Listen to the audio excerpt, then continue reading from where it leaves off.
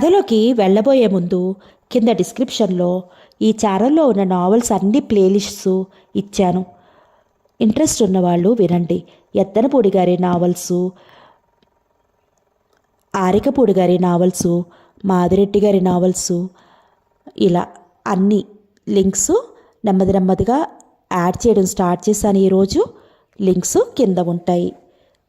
మొత్తం లింక్స్ అన్నీ అక్కడ ఇవ్వటానికి ట్రై చేస్తున్నాను. Thank you. ఆరే రామ్మోహన్ రావు గారు రచించిన అగ్నిలోకం అనే ఒక సైఫై థ్రిల్లర్కి స్వాగతం. దీనిని ఫుల్ నావల్గా మీ ముందుకు తీసుకొస్తున్నాను. మీరు మీ లైక్స్తో, మీ కామెంట్స్తో నాకు మీ ప్రతిస్పందన తెలియజేయండి. Thank you.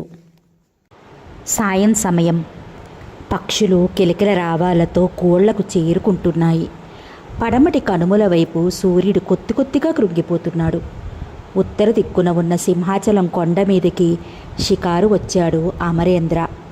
పూర్తిగా చీకటి పడలేదు, కానీ ఇంకా రాత్రి కావటానికి మరో గంట టైం ఉంది. కొండ మీద నుంచి చూస్తుంటే నగరంలో ఉన్న ఇళ్ళు, ప్రముఖ కార్యాలయాలు చిన్న అగ్గిపెట్టెల్లా గోచరిస్తున్నాయి. సముద్రం ఎడారిలా కనిపిస్తోంది. నరసంచారం లేని ఆ కొండ మీద అమరేంద్ర ఒక్కడే నడుస్తున్నాడు. కొండ మీద చెట్లు చేమలు మాత్రమే అతడికి తోడుగా వెంట వస్తున్నాయి. చెట్ల మీద పక్షుల కూతలు అతడికి శ్రావ్యమైన సంగీతంలా వినిపిస్తున్నాయి. ఆహ్లాదకరమైన ఆ ప్రకృతి వాతావరణానికి పరవశించిపోతున్నాడు అమరేంద్ర. పక్కనే ఉన్న బండరాయి మీద చతికిలపడి కళ్ళు మూసుకుని గాఢమైన సుషుప్తావస్థలోకి వెళ్ళిపోయాడు. ఇంతలో ఎక్కడి నుండో నక్క ఓళ వినిపించింది అతడికి. ఆ కూతతో బాహ్య ప్రపంచంలోకి ఊడిపడ్డాడు అమరేంద్ర. ఇక్కడ నక్కలు కూడా ఉంటాయా అని ఆశ్చర్యపోయాడు. అప్పటికి ఆకాశం పూర్తిగా నల్లటి దుప్పటి కప్పుకుంది. దుప్పటి మీద జరీ పూలలా నక్షత్రాలు మిణుకుమిణుకుమంటున్నాయి. విశాఖ నగరం దీపాల తోరణాలతో అలంకరించుకుని అప్పటికి గంటపైనే అయ్యింది. యారాడ కొండమీది లైట్ హౌస్లో ఉండి నగరానికి ఫోకస్ కొడుతోంది. ఇప్పుడు అమరేంద్ర లేచి నిలబడి కొండ దిగడానికి అడుగులు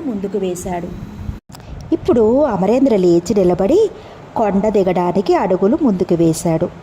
కాళ్ళ కింద కొండ ఎందుకో దడదడమని కంపించింది. లోపల నుండి ఏదో పెద్ద బాంబు పేరిన విస్ఫోటనం. అతడికి 20 అడుగుల దూరంలో కొండ లోపల పెద్ద సొరంగం ఏర్పడింది. రాళ్ళు ఎగిరెగిరి పడ్డాయి. అమరేంద్ర భయంతో నిర్విన్నుడయ్యాడు. అతడు చూస్తూ ఉండగానే ఆ సొరంగంలో నుంచి ఫ్లయింగ్ సాసర్ లాంటి ఓ వాహనం పైకి దూసుకొచ్చి పక్కనే ఆగింది. ఆ వాహనం కోడిగుడ్డు ఆకారంలో ఉంది. రంగు నీలంగా ఉంది. ఆ వాహనానికి చక్రాలు లేవు. 4 వైపులా 4 స్టాండులు మాత్రమే ఉన్నాయి. వెంటనే అమరేంద్ర తెలివి తెచ్చుకుని పక్కనే ఉన్న చెట్ల చాటుకి తప్పుకున్నాడు. ఓ చెట్టు చాటు నుంచి తల పక్కకి పెట్టి వాహనాన్ని గమనించసాగాడు. ఆ నీలిరంగు వాహనం అడుగు భాగం నుండి తలుపు తెరుచుకుంది. తలుపుకి 5-6 మెట్లున్నాయి. అందులో నుంచి మెట్లు దిగి 4 వింత గ్రహవాసులు బయటకు వచ్చారు. వాళ్ళు 4 అడుగుల కంటే ఎత్తులేరు. వాళ్ళ శరీరాలు ఎర్రటి రక్తవర్ణంలో ఉన్నాయి. వాళ్ళు ఏవో లోహపు దుస్తులు ధరించి ఉన్నారు. భుజాల వెనుక 2 సిలిండర్లు ఉన్నాయి. ఆ సిలిండర్ల గొట్టాలు వాళ్ళ ముక్కుల్లోకి కనెక్షన్లు ఇచ్చున్నాయి. కళ్ళు ఎర్రటి గోళాల్లా మండుతున్నట్లుగా ఉన్నాయి. వాళ్ళ చేతుల్లో పసుపు రంగు స్టెన్ గన్లు ఉన్నాయి. చెవుల స్థానే తలల మీద 2 యాంటినాలు ఉన్నాయి. ఆ 4 వింత గ్రహవాసులు నేరుగా అమరేంద్ర ఉన్న చెట్టు దగ్గరికే వచ్చారు. అమరేంద్ర కాళ్ళు గజగజమని వణికాయి. తన పని అయిపోయిందనుకున్నాడు. మనసులో ఆంజనేయ స్వామిని తలుచుకున్నాడు. గట్టిగా ఓసారి కళ్ళు మూసుకుని తెరిచాడు. అక్కడి నుండి పారిపోవటానికి పిక్కబలం చూపించబోయాడు. కానీ అప్పటికే ఆ 4 వింత గ్రహవాసులు అతడిని చుట్టుముట్టేశారు. Mister Amarendra, you are under our custody.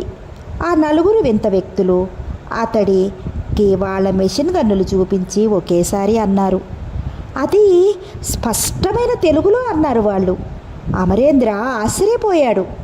వాళ్ళు తెలుగు మాట్లాడడం అటుంచి తన పేరు వాళ్ళకెలా తెలిసింది? ఎలా తెలిసింది? పదే పదే అమరేంద్ర గింజుకుపోసాగాడు. ఈసారి అతడికి భయం పోయి దాని స్థానే పూర్తిగా ఆశ్చర్యం చోటు చేసుకుంది.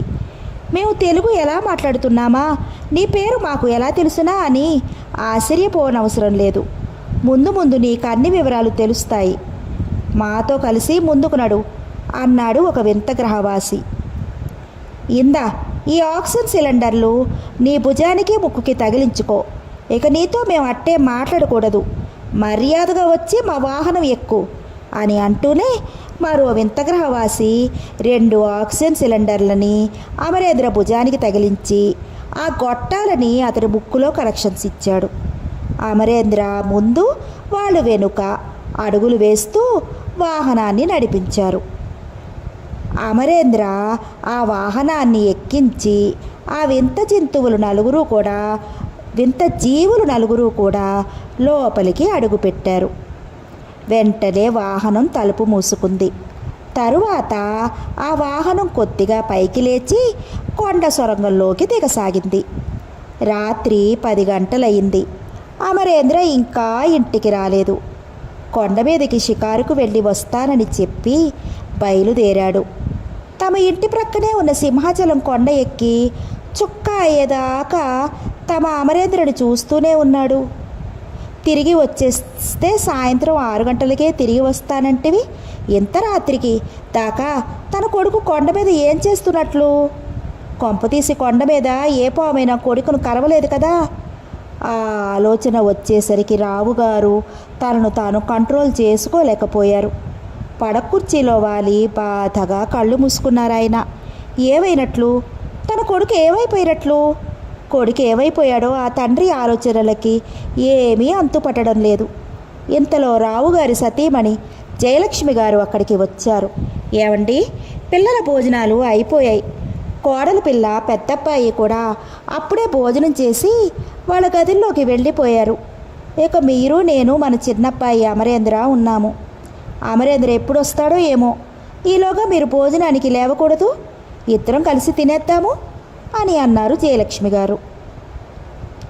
నాకు ఆకలిగా లేదు జయ. సాయంకాలం పక్కనే ఉన్న సింహాచలం కొండ మీదకి షికారుకి వెళ్ళి వస్తానని చెప్పి వెళ్ళినవాడు ఇంతవరకు ఇంటికి చేరుకోలేదు. వాడు కొండ మీదకి ఎక్కి గాలిపటంలా చుక్క ఏదాకా చూశాను. ఏమయ్యాడో ఏమిటో ఆవేదనగా అన్నారు రావుగారు. అంటూ కొద్ది సెకన్ల పాటు భయాందోళనలతో నిశ్చేష్టురాలై అలాగే ఉండిపోయారు జయలక్ష్మి గారు. ఆమె కళ్ళల్లో నీళ్లు గిర్రున తిరగసాగాయి. మనసెందుకో కీడును శంకించింది. అయితే ఇంత రాత్రి దాకా మన అబ్బాయి కొండ మీద ఏం చేస్తున్నట్టు? నా చిన్న కొడుక్కి ఏ ఆపదొచ్చిందో ఏమో అంటూ కొంగు నోట్లో పెట్టుకుని సన్నగా రోదించసాగింది ఆమె. భార్య ఏడుస్తుంటే రావుగారి కడుపు తరుక్కుపోయింది. ఆయనకి కళ్ళల్లో నీళ్లు చిప్పిల్లాయి. ఊరికే అలా ఏడవకు ఆయా, మన అబ్బాయికి ఏమీ కాదు. ఒకవేళ కొండ సందకాడే దిగిపోయి ఏ స్నేహితుడింటికైనా వెళ్ళాడేమో. శుభమా అంటూ కొత్తగా ఇల్లు కట్టుకుని ఈరోజే గృహప్రవేశం చేశాము. మొదటి రోజే ఈ కొత్తింట్లో కన్నీరు పెట్టకు, అది మనకు శుభం కాదు. ధైర్యంగా ఉండు అంటూ భార్య కన్నీళ్లు తుడిచి ఓదార్చాడాయన. కండువా చాటున తన కన్నీటిని భార్యకు కనపడకుండా దాచుకుని, ఏమో తన కొడుకు ఏ స్నేహితుడింటికైనా వెళ్ళాడేమో అని అనుకుని తనను తాను ఓడించుకుంది జయలక్ష్మి గారు. అవునండి, మీరన్నదే నిజమై ఉండొచ్చు. అమరేంద్ర ఏ ఫ్రెండ్ ఇంటికో ఇల్లుంటాడు అని అన్నారు ఆమె. మరో అరగంటకో గంటకో ఇంటికి వచ్చేయచ్చరన్నారు రావుగారు. అవునండి, ఎదురు చూద్దాం అని అన్నారు జయలక్ష్మి గారు. రావుగారు రిటైర్డ్ ఇంజనీర్, జయలక్ష్మి గారు ఆయన సతీమణి. ఆ దంపతులకు 2 కొడుకులు. వాళ్ళకి ఆడ సంతానం ఎవరూ లేరు. పెద్ద కొడుకు కుమారస్వామి పోర్ట్లో పెద్ద ఆఫీసర్గా పనిచేస్తున్నాడు. అతడికి 7 ఏళ్ల క్రితం పెళ్ళయింది. కోడలి పేరు నిర్మల. కుమారస్వామికి ఒక ఆడపిల్ల, మగపిల్లాడు సంతానం. పాప పేరు పావని. రెడ్ కాన్వెంట్లో యూకేజీ చదువుతోంది. వయసు 4 ఏళ్ళు. కొడుకు పేరు రాకేష్, 3 ఏళ్ల వయసువాడు. ఇంకా రేపో మాపో రాకేష్ను కూడా నర్సరీలో జాయిన్ చేయాలనుకుంటున్నారు. రావు దంపతుల రెండో కొడుకు పేరు అమరేంద్ర. అతడు మిలిటరీ ఇంజనీరింగ్ సర్వీసెస్లో ఇంజనీరు. ఇంకా పెళ్లి కాని 25 యువకుడు అమరేంద్ర. దానికి తోడు అమరేంద్ర ప్రముఖ రచయిత కూడా.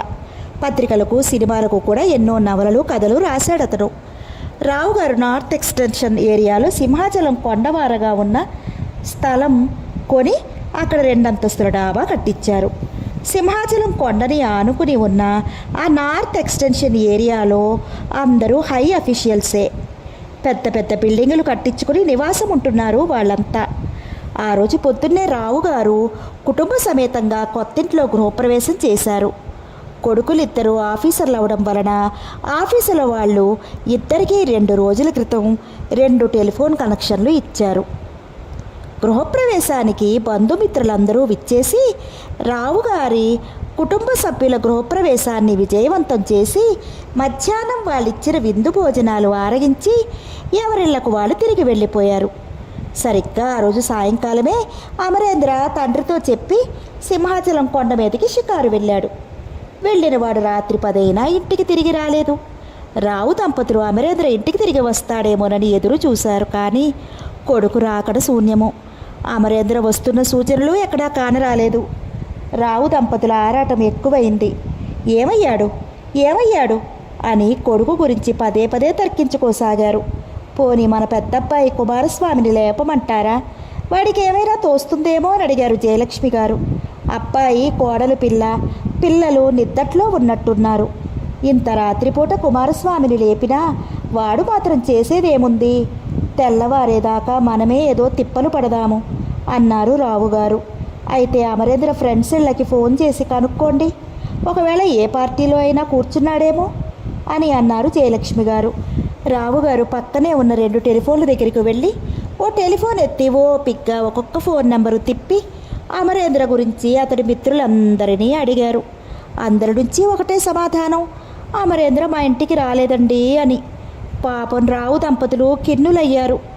ఈసారి ఆ దంపతులు ఇరువురి కళ్ళ నుండి అవిరళంగా కన్నీరు కారసాగింది.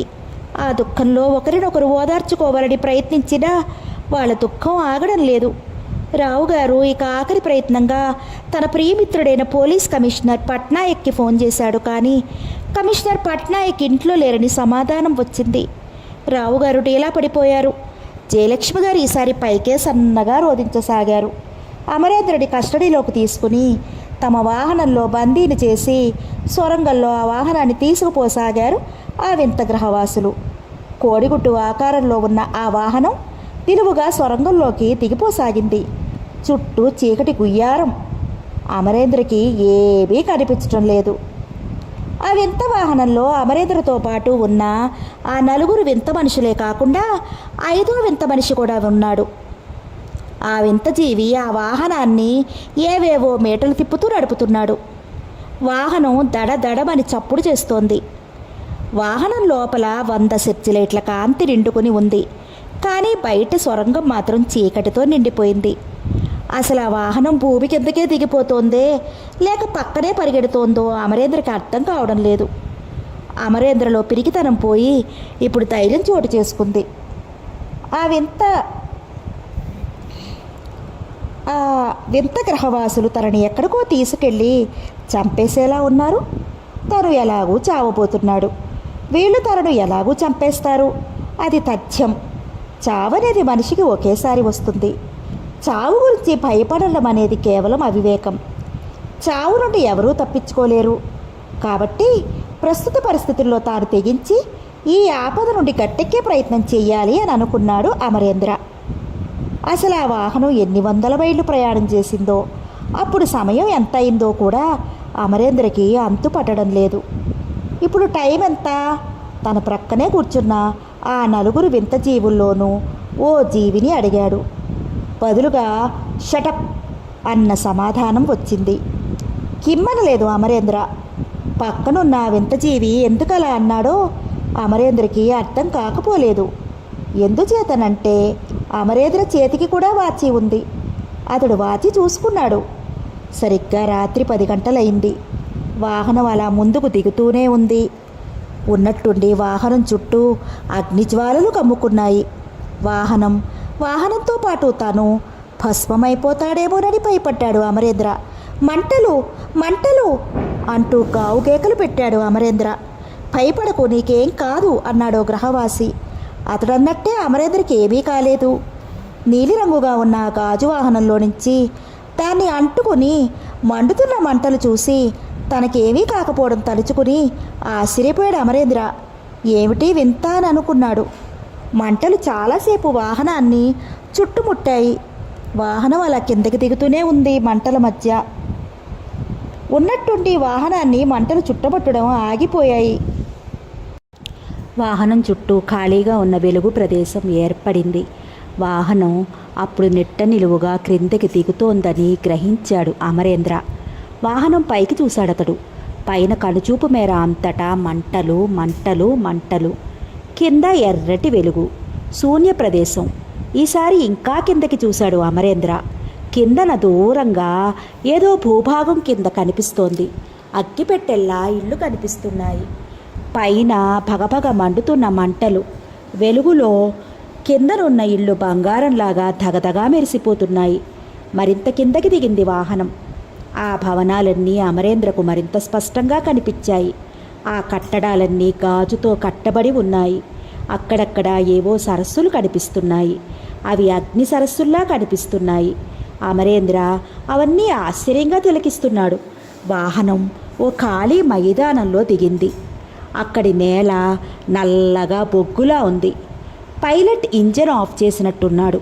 కిందకి దిగు అమరేంద్ర, ఇప్పుడు నిన్ను నా బాస్ దగ్గరికి తీసుకువెళతాము. ఆయన నీకు అన్ని వివరాలు తెలియజేస్తారు అంటూ ఆ నలుగురు గ్రహవాసులు వాహనంలోంచి కిందకి దిగి అమరేంద్రని వాళ్ళ బాస్ దగ్గరికి తీసుకువెళ్లారు. అదొక పెద్ద గాజు భవంతి. ఆ భవంతిలో చాలామంది మనుషులున్నారు. వాళ్ళంతా పసుపు రంగు స్టెన్ గన్లు పట్టుకుని ఉన్నారు. అమరేంద్రని సింహాచలం కొండ మీద కస్టడీలోకి తీసుకున్న ఆ నలుగురు వింత జీవులు ఎలా అయితే ఉన్నారో మిగతా వాళ్ళు కూడా అలాగే ఉన్నారు.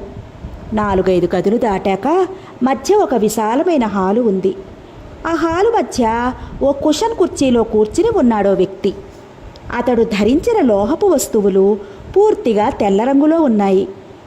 మిగతా వాళ్ళు ధరించిన లోహపు దుస్తులు ఆకుపచ్చ రంగులో ఉన్నాయి.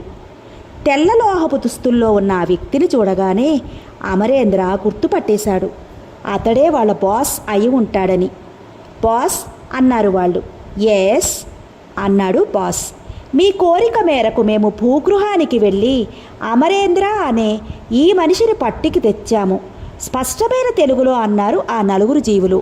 వెరీ గుడ్ మిస్టర్ అమరేంద్ర, నీకు మా తరఫున, మా అగ్నిలోకం తరఫున సుస్వాగతం అని అంటూనే బాస్ పక్కనే ఉన్న పొడవాటి వెడల్పుగా ఉన్న తుపాకీ ఒకటి తీసి అమరేంద్రకి ఎక్కుపెట్టాడు. అమరేంద్రకి పైన ప్రాణాలు పైనే పోయాయి. తన పని అయిపోయిందని అనుకున్నాడు. భయంగా కళ్ళు తేలవేశాడు. బాస్ ట్రిగ్గర్ నొక్కాడు. బుల్లెట్ తనని దూసుకుపోయిందని అనుకున్నాడు అమరేంద్ర. ఆశ్చర్యం! వెడల్పుగా ఉన్న ఆ తుపాకీ కొట్టంలో నుంచి లావైన పెద్ద పూలదండ గాలిలో తేలియాడుతూ వచ్చి అమరేంద్ర మెడని అలంకరించింది. సంభ్రమాశ్చర్యాలతో పూలదండని పదే పదే తడుముకుని చూశాడతను. కూర్చోండి అమరేంద్ర అన్నారు బాస్.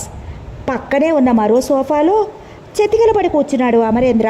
అమరేంద్ర, మీ పేరు ముందుగా మాకు ఎలా తెలుసు అని ఆశ్చర్యపోతున్నారు కదూ. మా లోకవాసులకు చెవులకు స్థానే 2 యాంటెనాలు ఉండటం మీరు గమనించే ఉంటారు. మాకున్న ఈ యాంటెనాలలో మాకు టెలిపతి ఉంది. ఆ టెలిపతి ద్వారా ఏ వ్యక్తినైనా మేము గమనించామంటే ఆ వ్యక్తి పేరుతో సహా అతడి జీవిత చరిత్ర కూడా మాకు తెలిసిపోతుంది. మా భూభాగానికి పైన కొన్ని వేల అడుగుల ఎత్తులో పైన పగపగమని మంటలు మండుతున్నాయి. అవి మీరు చూసే ఉంటారు. ఆ మంటలే మాకు ఆకాశం. ఆ వెలుగులే మా లోకం మీద పడి బంగారు కాంతిలా మా లోకం ప్రకాశిస్తూ ఉంటుంది. ఆ అగ్ని ఆకాశమే మాకు ప్రాణవాయువు. మా ఆకాశంలో పకపకమని మండుతున్న ఆ అగ్ని మేఘాలలో నుంచి వెలువడే గంధకం, కార్బన్ డయాక్సైడ్ వాయువులే మా ప్రాణవాయువులు. మా లోకాన్ని అగ్నిలోకం అని అంటారు. నల్లగా బొగ్గులా ఉన్న ఈ భూభాగం మీద నివసిస్తున్న మమ్మల్ని మిమ్మల్ని తీసుకురావటానికి మీ భూభాగమైన సింహాచల కొండ మీదకి దూసుకువచ్చిన మా సైనికులు సింహాచలం కొండ మీదకి అడుగుపెట్టినప్పుడు వాళ్ళు కార్బన్ డయాక్సైడ్ సిలిండర్లన్నీ ముక్కుకు తగిలించుకుని వచ్చారు. మిమ్మల్ని మా అగ్నిలోకానికి తీసుకువస్తున్నప్పుడు మా అనుచరులు మీకు ఆక్సిజన్ సిలిండర్స్ని అమర్చారు. సో ఆక్సిజన్ మీ ప్రాణవాయువు అయితే కార్బన్ డయాక్సైడ్ మాకు ప్రాణవాయువు. మా గ్రహం మీ భూలోకపు అడుగున నిక్షిప్తమై ఉంది అంటూ మధ్యలో చెప్పటం ఆపాడు అగ్నిలోకపు బాస్. కారణం ఏమిటి? ఆతృతగా అడిగాడు అమరేంద్ర. చెబుతున్నాను వినండి. ఒక విధంగా మీరు మా లోకానికి అతిథి, మరొక విధంగా మీరు మా లోకానికి శాశ్వత ఖైదీ కూడా. సూర్యుడు, చంద్రుడు, నక్షత్రాలు, అన్ని గ్రహాలు మీద మేము ఎన్నో ప్రయోగాలు చేశాము. మాకు ఎక్కడా జీవి అనేది కనిపించలేదు. అలాగే అంగారక గ్రహంలో జీవులుంటారని అనుకుంటున్న మీ భూగృహవాసుల అంచనాలను తప్పని ఆ గ్రహం మీద కూడా మేము ప్రయోగాలు చేసి తెలుసుకున్నాము. అక్కడ జీవులు లేరు. కేవలం జీవులంటూ ఉంటే అవి మీ భూగ్రహంలోనూ మా అగ్నిలోకంలోనూ మాత్రమే ఉన్నారు. మీ భూలోకవాసులు అప్పుడప్పుడు మీ ఆకాశంలో ఫ్లయింగ్ సాసర్స్ కనిపిస్తున్నాయని అనుకుంటూ ఉంటారు కదా. ఆ ఫ్లయింగ్ సాసర్స్ ఎవరివో కాదు, మావే అని కొద్దిగా ఆపి మళ్ళీ చెప్పడం ప్రారంభించాడు అగ్నిగ్రహ బాస్. ఒక గ్రహం జీవులకి మరో గ్రహ జీవులని చూడాలని ఆసక్తి కలుగుతుంది. మా గ్రహంలో ఉన్న ప్రజలకు కూడా అలాగే కుతూహలం కలిగింది. భూగృహంలో ఉన్న ఒక జీవిని తీసుకువచ్చి ఇక్కడ మా గ్రహంలో పెంచుకోవాలనేది మా అగ్నిలోకపు ప్రజల ఆకాంక్ష. అందుకే మా ప్రజల కోరిక మేరకు మా బలగాన్ని ఫ్లయింగ్ సాసర్లో మీ లోకానికి పంపించాము. వాళ్ళు మీ గ్రహంలో ఉన్న సింహాచలం కొండ మీదకి వచ్చేసరికి మా అనుచరులకి మీరు దొరికారు. మిమ్మల్ని మా వాళ్ళు బందీగా మా లోకానికి తీసుకువచ్చారు చెప్పాడు బాస్. అమరేంద్ర మళ్ళీ భయ విహ్వలుడయ్యాడు. అయితే మీరు నన్ను ఈ లోకంలోనే ఉంచేస్తారా? ఇది చాలా అన్యాయం అయోమయంగా అడిగాడు అమరేంద్ర. ఆ మాటలకు బాస్ నేల మీద గారికి కదిలాడే ఎండుటాకు శబ్దంలా గరగరమని నవ్వాడు. మరి మీరు మీ లోకంలో గోరువంకలని చిలుకలని పట్టుకుని పంజరాల్లో బంధించడం లేదా అని ప్రశ్నించాడు బాస్. ఆ ప్రశ్నకు సమాధానం చెప్పడానికి అమరేంద్ర దగ్గర జవాబు సిద్ధంగా లేదు. చెప్పాలనుకున్నా ఆ ప్రశ్నకి అమరేంద్ర సమాధానం చెప్పలేడు. అందుకే తప్పు చేసిన వాడిలా అమరేంద్ర నేలచూపులు చూశాడు. భయపడకండి మిస్టర్ అమరేంద్ర, మిమ్మల్ని మరీ ఇక్కడ పంజరంలో పక్షిలా బంధించము. నిరంతరము ఆక్సిజన్ వాయువు వచ్చే పెద్ద గదిలో మీకు బస ఏర్పాటు చేశాము. ఆ గదిలో మీకు కావలసినంత ప్రాణవాయువు ఉంటుంది. మీ ప్రాణాలకి ఏమీ ముప్పు వాటిల్లదు. ఆ గదిలో మీకు కావలసిన ఏర్పాట్లన్నీ ఉంటాయి. ఆ గదిలో మీకోసం నిరంతరం అందుబాటులో ఆక్సిజన్ సిలిండర్లని ఉంచారు. మీకు బోరు కొట్టేటప్పుడు మీ భుజాలకి ముక్కుకి ఆక్సిజన్ సిలిండర్లను తగిలించుకుని మీరు మా నగరంలో యథేచ్ఛగా తిరగవచ్చు. మిమ్మల్ని ఎవ్వరూ అడ్డగించరు అని చెప్పాడు బాస్. ఆ మాటలకు అమరేంద్ర మనసు కొద్దిగా స్థిమితపడింది. Thank you very much sir అన్నాడు అమరేంద్ర కృతజ్ఞతగా. ఇంకా మా గురించి మీకు మరికొంత చెప్పవలసి ఉంది అమరేంద్ర, జాగ్రత్తగా వినండి. నేను మీతో మాట్లాడుతున్నంతసేపు నా తల మీద యాంటెనాలు టెలిపతి విద్యతో మీ మానసిక అనుమానాలని గ్రహించాయి. మీతో మాట్లాడుతూనే మీ మనోగతాన్ని క్షుణ్ణంగా చదివాను నేను. మాకు మీ తెలుగు భాష ఎలా వచ్చా అని ఆశ్చర్యపోతున్నారు కదూ. మాకు మీ తెలుగు భాషే కాదు, సంస్కృతం, Hindi, Urdu, English, Latin, France, America, Russia, Japan, China మొత్తం మీ భూగ్రహం మీద ఎన్ని భాషలైతే ఉన్నాయో అన్ని భాషలు మాకు వచ్చు. మీ భూమి వాసుల మీద మా అగ్నిలోకంలోని పూర్వీకులు ఎన్నో పరిశోధనలు చేసి వాటిని మా లోకపు పుస్తకాలలో గ్రంథస్థం చేసి ఉంచారు. అవన్నీ కూడా మేము కంఠస్థం చేసి మరీ నేర్చుకున్నాము. మా తరువాతి తరాల వాళ్ళు కూడా ఆ భాషలన్నీ అధ్యయనం చేస్తారు. అంతేకాదు అమరేంద్ర, మాకు జనన మరణాలున్నాయా లేవా అని అనుకుంటున్నారు మీరు. మాకు చావు పుట్టుకలున్నాయి. మాకు దెబ్బ తగిలితే రక్తం వస్తుంది. అయితే మాకు అగ్ని వల్ల మాత్రం ఎలాంటి ప్రమాదమూ ఉండదు. మాకు అగ్ని సరస్సులు ఉన్నాయి. అవి లావాతో నిండి ఉంటాయి. అగ్ని సరస్సులలో మేము స్నానాలు చేస్తాము. ఆ లావాగ్నినే మేము మంచినీరుగా త్రాగుతాము. ఆ లావగ్నితోనే మేము వంటలు చేసుకుంటాము. మీ లోకంలో లాగానే మా లోకంలో పంటలు పండుతాయి. ఆ పంటలకు కూడా లావాగ్నినే మేము నీరుగా పెడతాము. అయితే విచిత్రం ఏమిటంటే మా లోకంలో కూడా అన్ని రకాల పంటలు ఆకుపచ్చగానే పండుతాయి. మీ లోకంలో ఎన్ని రకాల పంటలైతే ఉన్నాయో అన్ని రకాల పంటలు పండుతాయి.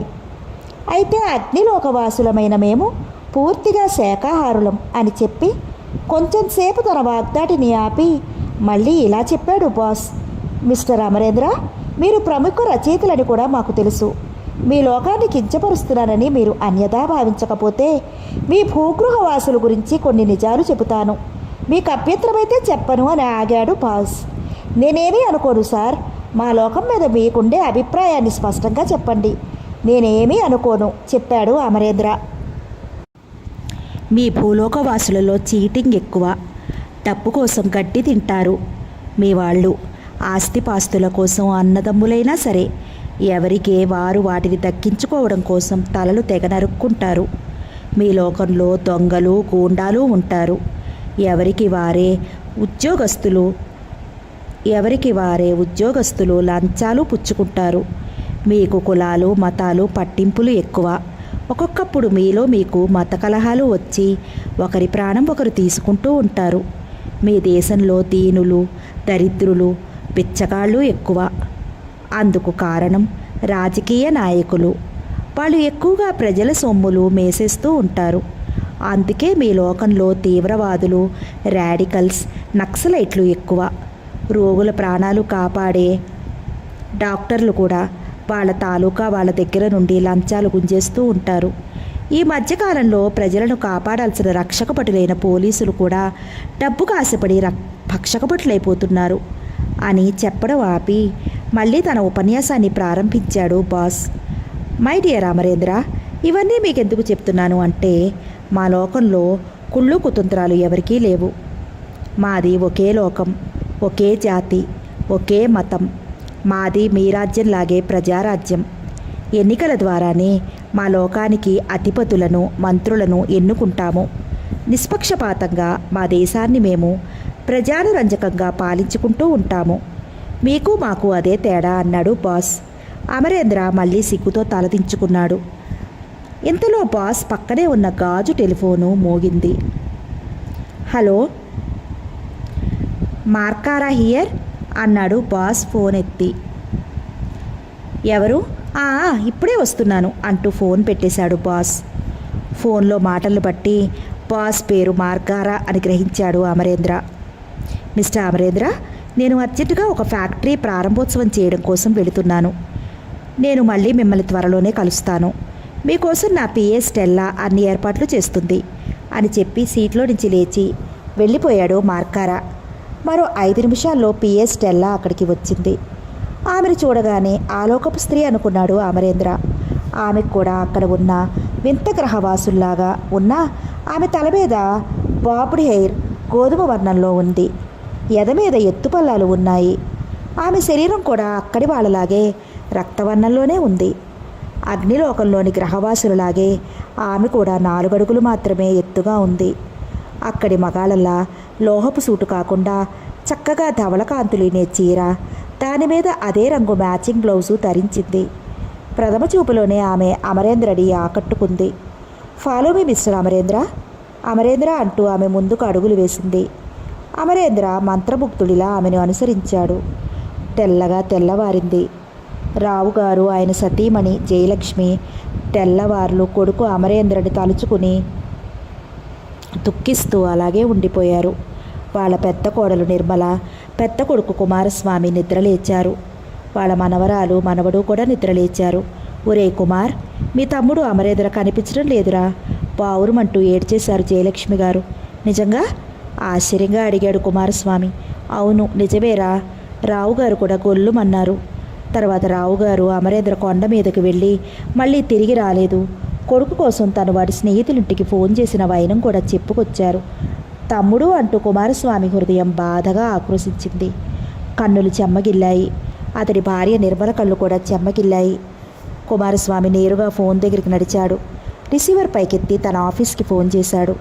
తన పై అధికారితో చెప్పి ఆఫీస్కి వారం రోజులు సెలవు పెట్టేశాడు. రిసీవర్ ఆఫ్ చేసి రావుగారి వైపు తిరిగి, నాన్నగారు, మీ మిత్రుడు పోలీస్ కమిషనర్ పట్నాయక్ గారికి ఫోన్ చేశారా అని అడిగాడు. నా ఫ్రెండ్ పట్నాయక్కి ఫోన్ చేశా బాబు, అతడి ఇంట్లో లేడు చెప్పారు రావుగారు. ఆయన పోలీస్ కమిషనర్, ఉద్యోగరీత్యా ఆయనకి 190 పనులుంటాయి. ఫోన్లో ఆయన దొరకడం కష్టం. నేరుగా ఆయన ఆఫీస్కే వెళ్దాం పదండి అని తను గబగబా కాలకృత్యాలు తీర్చుకున్నాడు. రావుగారు కూడా దంతధావనం చేసుకున్నాక మారుతి కారు వేసుకుని ఆ తండ్రి కొడుకులిద్దరూ బ్యారక్స్ దగ్గర ఉన్న కమిషనర్ కార్యాలయానికి బయలుదేరారు. రావుగారి కోడలు పిల్ల నిర్మల పిల్లలకు స్నానం చేయిద్దామని బాత్రూంలో పైపు విప్పింది. కానీ పంపులోంచి నీళ్లు రాలేదు. ఇంట్లో ఒక్క చిక్క నీరు కూడా లేదు. ఆమె అత్తగారు జయలక్ష్మి గారితో చెప్పి బిందె తీసుకుని నీళ్ల కోసం కొండ లోపలికి బయలుదేరింది. గేటు తీసుకుని బయటకు వస్తుంటే పక్కింటి పంకజం గారి కోడలు రామరత్నం పలకరించింది. ఎక్కడికి వెళ్తున్నారు నీళ్ళకా అని అడిగింది. అవునండి, పైపులో నీళ్లు రాలేదు చెప్పింది నిర్మల. ఆగండి, మా ఇంట్లోనూ పైపు రాలేదు, మాకు నీళ్లు లేవు, నేను మీ వెంట వస్తాను అని రామరత్నం కూడా బిందె తీసుకుని నిర్మలతో పాటు బయలుదేరింది. నిర్మల రామరత్నం లోవలోకి ఏవేవో కబుర్లు చెప్పుకుంటూ కొండ దగ్గరికి వచ్చేశారు. సింహాచలం కొండ దిగువ భాగం నుండి ఆనుకుని పాతాళగంగల ఒక పాటి లావుధారతో నీరు ప్రవహిస్తూ ఉంటుంది. ఆ మంచినీరు ఎక్కడి నుంచి వస్తుందో శాస్త్రజ్ఞులకు కూడా అంతుపట్టలేదు. ఇప్పటికీ అది ఎవరికీ అంతుపట్టని మిస్టరీగానే మిగిలిపోయింది. మరో 10 అడుగులు వేస్తే ఆ ఆడవాళ్ళిద్దరూ నీటి దారిని సమీపించినట్లే. నిర్మల ఎందుకో ముందుకు చూసింది. మడుగుకి అవతల వైపున పసుపు రంగు మీద నల్లటి చారలతో పెద్ద పుల్లి కనిపించింది. నిర్మల పై ప్రాణాలు పైనే పోయాయి. హఠాత్తుగా ఆమె ఉన్న చోటే నిలబడిపోయింది. ఈలోగా రామరత్నం దృష్టి కూడా పులి మీద పడింది. పులి పులి ఇద్దరూ వణికిపోతూ చిన్నగా పైకి గొణిగారు. దాని దృష్టి వాళ్ళ మీద ఎక్కడ పడుతుందోనని ప్రక్కనే ఉన్న తుప్పల చాటికి తప్పుకుని కూర్చుండిపోయారు. పులి వాళ్ళని గమనించలేదు. నీటి మడుగుకి అవతల వైపున నిలుచుని నీరు త్రాగుతోంది. నిర్మల రామరత్నం భయంతో తుప్పల పక్క నుంచి పులిని చూడసాగారు. అది ఏ క్షణంలోనైనా తమ ఉనికిని పసిగట్టి చంపేస్తుందేమోనని భయపడసాగారు. పులి మడుగులో ఉన్న నీటిని తరివితేరా తాగింది. తరువాత మడుగులో నీళ్లు కూడా పట్టుకోకుండా ఖాళీ బిందెలను అలాగే పట్టుకుని వెనుతిరిగి కాళ్ళకి బుద్ధి చెప్పారు. నిర్మల ఖాళీ బిందెతో తిరిగి రావడం చూసి, ఏమ్మా నిర్మల, లోవలో కూడా నీళ్లు లేవా అని అడిగారు జయలక్ష్మి గారు. అది కాదండి అత్తమ్మగారు, అక్కడ నీటి మడుగు దగ్గర పులిని చూశాను అంది వగరుస్తూ. భయంగా అంతా వివరించి చెప్పింది నిర్మల. దాంతో జయలక్ష్మి గారి పై ప్రాణాలు పైనే పోయాయి. అంటే తన కొడుకు అమరేంద్రుడి నిన్న సాయంకాలం పులి పొట్టను పెట్టుకుందన్నమాట. అమరేంద్ర అంటూ స్పృహ తప్పి పడిపోయారు ఆమె. నిర్మలకి ఏం చేయడానికి పాలుపోలేదు. అసలు కాళ్ళు ఆడటం లేదు. ఎలాగో తేరుకుని ప్రక్కింటి పంకజం గారిని ఆమె కోడలు రామరత్నంని పిలుచుకొచ్చింది. పంకజం గారు జయలక్ష్మి గారిని పరికించి చూశారు. మీ అత్తగారికి మరేం పర్వాలేదమ్మా, షాకు వల్ల మూర్చపోయారంతే. ఫ్రిడ్జ్లోంచి నీళ్లు తీసి ముఖం మీద చిలకరించి నీళ్లు తాగిస్తే సరి, టక్కును లేచి కూర్చుంటారు అని చెప్పారు పంకజం గారు.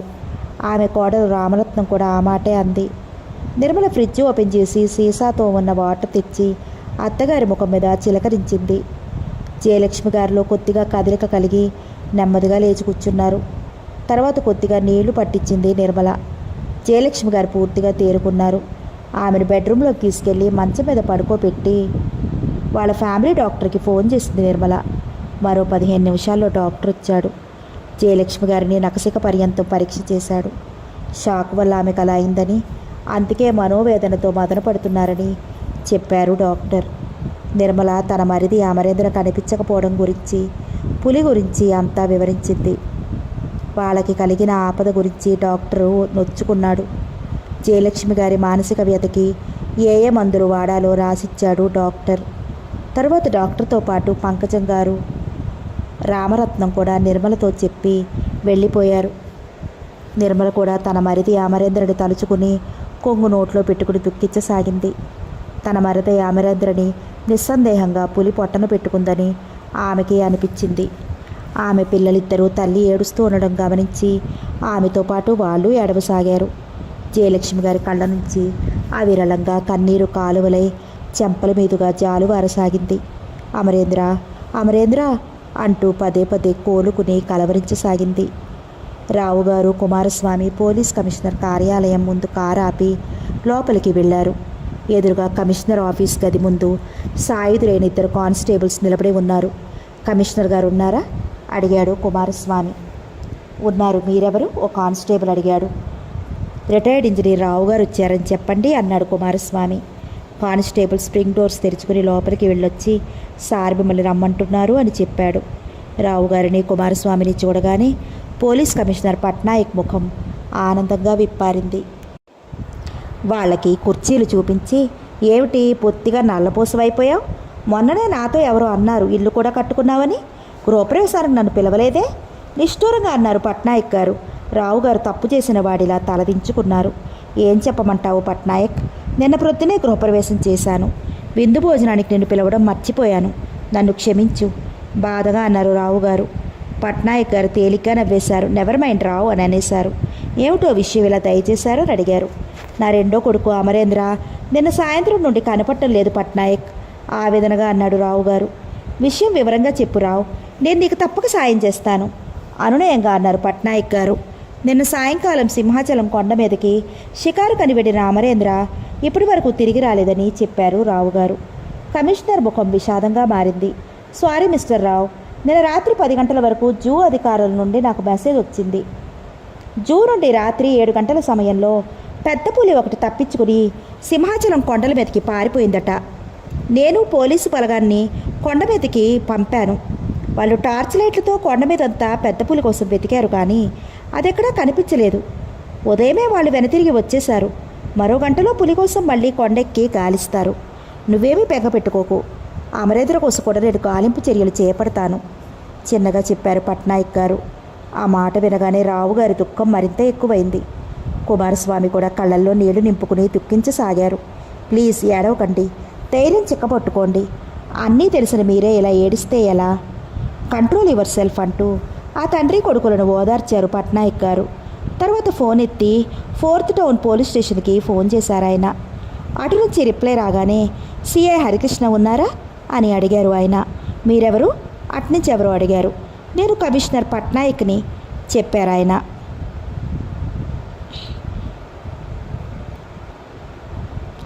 అట్నుంచి గుడ్ మార్నింగ్ సార్, సిఐ గారు ప్రక్కనే ఉన్నారు, ఫోన్ ఆయనకి ఇస్తానుండండి అని రిప్లై వచ్చింది. మరుసెకండ్లోనే సిఐ హరికృష్ణ లైన్లోకి వచ్చాడు. గుడ్ మార్నింగ్ సార్ అని అన్నాడు. Good morning Harikrishna. నేను సాయంకాలం సింహాచలం కొండ మీదకి అమరేంద్ర అనే ఓ ఇంజనీరు షికారుకి వెళ్ళాడు. వెళ్ళినవాడు మరి తిరిగి రాలేదు. నిన్న మీరు పులిని వేటాడడం కోసం వెళ్ళినప్పుడు మీకేమైనా కనిపించారా అని అడిగారు కమిషనర్ గారు. లేదండి, నాకెవరూ కనిపించలేదు సిఐ హరికృష్ణ వినయంగా చెప్పాడు. మీరు మళ్ళీ ఇప్పుడు కొండ మీదకు వెళ్ళినప్పుడు అతడి గురించి కూడా వెతకండి. ఏ విషయమో మీ దగ్గర నుండి సాయంకాలానికి రిపోర్ట్ రావాలి అని అన్నాడు కమిషనర్. షూర్ సార్ అన్నాడు హరికృష్ణ. బెస్ట్ ఆఫ్ లక్ అంటూ పట్నాయక్ గారు ఫోన్ పెట్టేశారు. నా అమరేంద్ర మళ్ళీ బ్రతికి కొండ మీద నుంచి తిరిగి వస్తాడంటావా పట్నాయక్? ఆవేదనగా అడిగాడు రావు గారు. అదేమిటి రావు అలా అంటావు? పెద్దవాడివి, నీకు నేను చెప్పేవాడిని కాదు. చావు పుట్టుకలు ఎవరికైనా సహజమే. ఈ భూమి మీద ఏదీ శాశ్వతం కాదు. ఒకవేళ ఏ కారణం చేతనైనా కొండ మీద అమరేంద్ర బ్రతికి ఉంటే పర్వాలేదు. అతడిని సురక్షితంగా నీకు అప్పచెబుతాము. లేకపోతే కనీసం అతడి అవశేషాలైనా మీకు అందజేస్తాను. ఐఎమ్ వెరీ సారీ అన్నారు పట్నాయక్ గారు బాధగా. ఇక చేసేది లేక కమిషనర్ గారి దగ్గర సెలవు తీసుకుని ఆ తండ్రి కొడుకులు ఇద్దరూ తిరిగి మారుతి కారులో ఇంటికి వచ్చేశారు. ఇల్లు చేరుకున్న రావు గారికి కుమారస్వామికి తనకు పులి కనిపించిన విషయం, జయలక్ష్మి గారు మంచం పట్టిన విషయం టూకీగా వివరించి చెప్పి డాక్టర్ మందులు రాసిచ్చి వాడమని చెప్పిన ప్రిస్క్రిప్షన్ కుమారస్వామి చేతిలో పెట్టింది నిర్మల. అతడు మందులు కొనుక్కు రావడానికి వెనుతిరిగాడు. స్టెల్లా ముందుకు అడుగులు వేస్తోంది. మంత్రముగ్ధుల్లా ఆమె వెనకే నడుస్తున్నాడు అమరేంద్ర. స్టెల్లా నడుస్తుంటే వయ్యారంగా పిరుదులు అటు ఇటు అందంగా కదులుతున్నాయి. వింత గ్రహవాసి అయిన స్టెల్లా చాలా అందంగా ఉంది. వెనుక కనిపిస్తున్న గోధుమ వర్ణం రంగులో ఉన్న ఆమె బాబుడి హెయిర్ని, ఆమె పిరుదుల్ని చూస్తూ పరవశించిపోతున్నాడు అమరేంద్ర. ఒక్కొక్క గాజు గదిని దాటుకుంటూ వెళ్ళి ఓ గాజు గది ముందు ఆగింది స్టెల్లా. మిస్టర్ అమరేంద్ర, ఈ గది మీదే. మీకోసమే ప్రత్యేకంగా ఈ గది ఏర్పాటు చేశాము. కొన్ని ప్రత్యేకమైన మిషన్ల ద్వారా మీ గది నిండా ఎల్లవేళలా ఆక్సిజన్ నిండుకుని ఉండేలా ఏర్పాటు చేశాము. మీరు ఈ గదిలోకి వెళ్ళగానే మీ ముక్కుకి తగిలించి ఉంచిన ఈ ఆక్సిజన్ సిలిండర్లను తీసివేయవచ్చు అని అంది స్టెల్లా.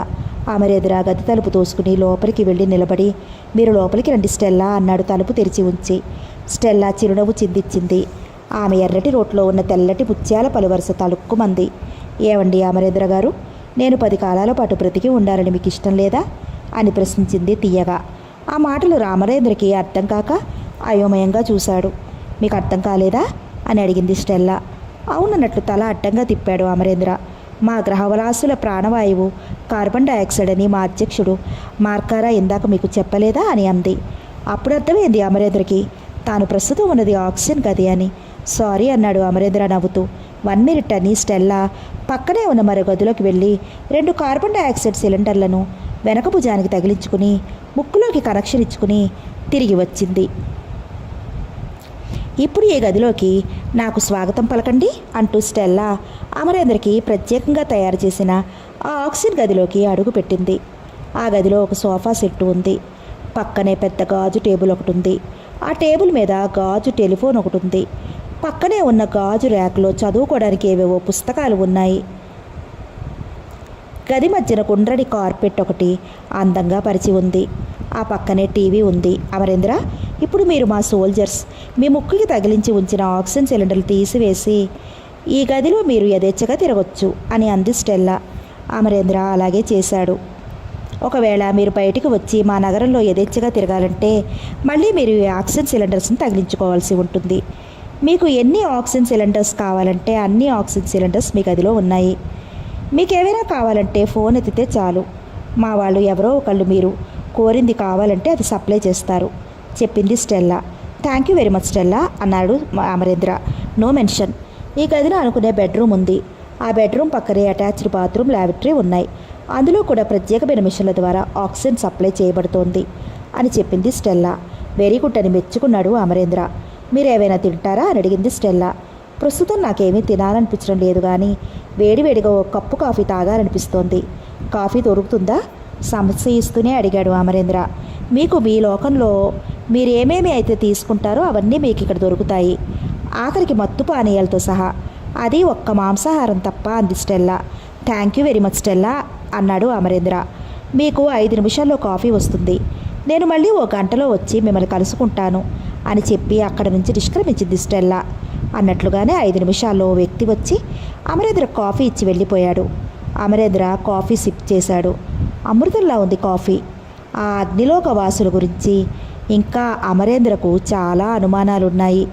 ఆ డౌట్స్ని ఎలాగైనా స్టెల్లాని అడిగి తీర్చుకోవాలి అనిపించింది. ఆమె రాక కోసం ఓపిగ్గా ఎదురు చూడసాగాడు అమరేంద్ర. గంట గడిచింది. స్టెల్లా మళ్ళీ వచ్చి అమరేంద్రని కలుసుకుంది.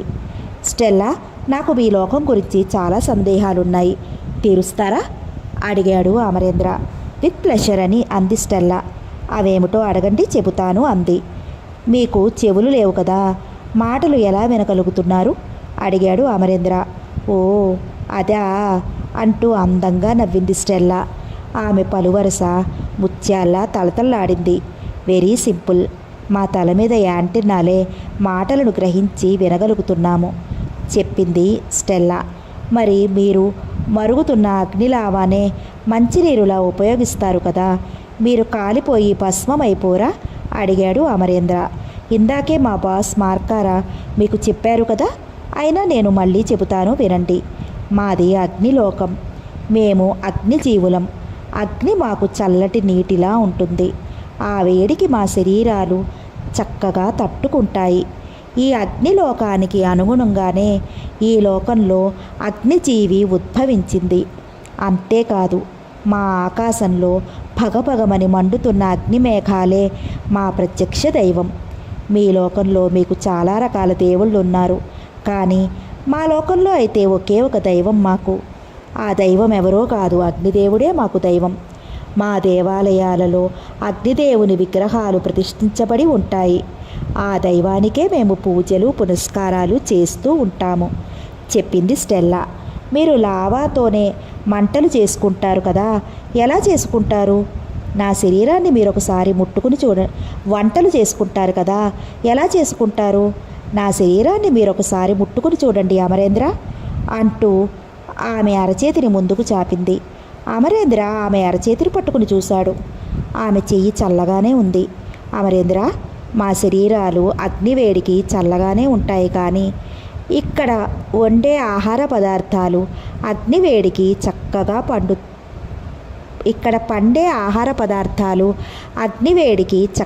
పండుతాయి.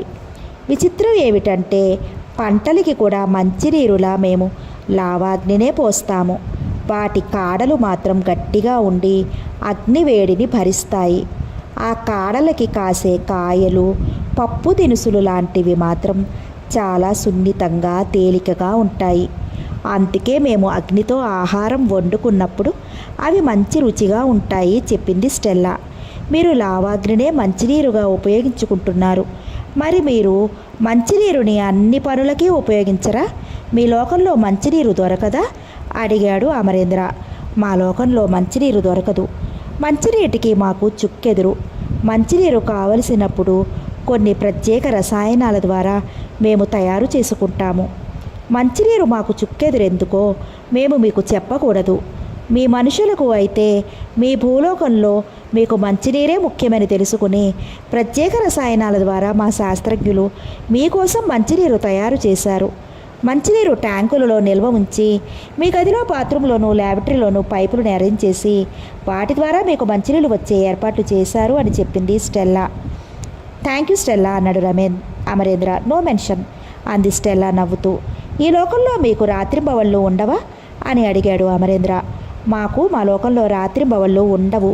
ఆకాశంలో అగ్నిమేఘాల వల్ల మా ఈ అగ్నిలోకం ఎప్పుడూ బంగారపు కాంతిలో వెలిగిపోతూనే ఉంటుంది. అందుచేత ఇక్కడ 14 గంటలు మెలకువగా ఉండి 12 గంటలు నిద్రపోతాము. అలా మా నిద్రాహారాలకు మేము ఒక ప్రత్యేక టైం ప్రకారం తారీఖులు, నెలలు, సంవత్సరాలు మెయింటైన్ చేస్తూ ఉంటాము చెప్పింది స్టెల్లా. నాకు ఒకసారి మీ నగర వీధుల్లో సంచరించాలని ఉంది అన్నాడు అమరేంద్ర. ష్యూర్ మా అధ్యక్షుడు మార్కారా కూడా మిమ్మల్ని అందుకే మా లోకానికి రప్పించారు. భూగ్రహవాసిని చూడాలని ఉందని మా ప్రజలు పెట్టుకున్న అర్జీ మేరకు మా కోరికను మన్నించి మా బాస్ మిమ్మల్ని ఇక్కడికి పట్టి తెప్పించారు. మా లోకంలోని ప్రజలు కూడా మిమ్మల్ని చూడాలని తహతహలాడుతున్నారు.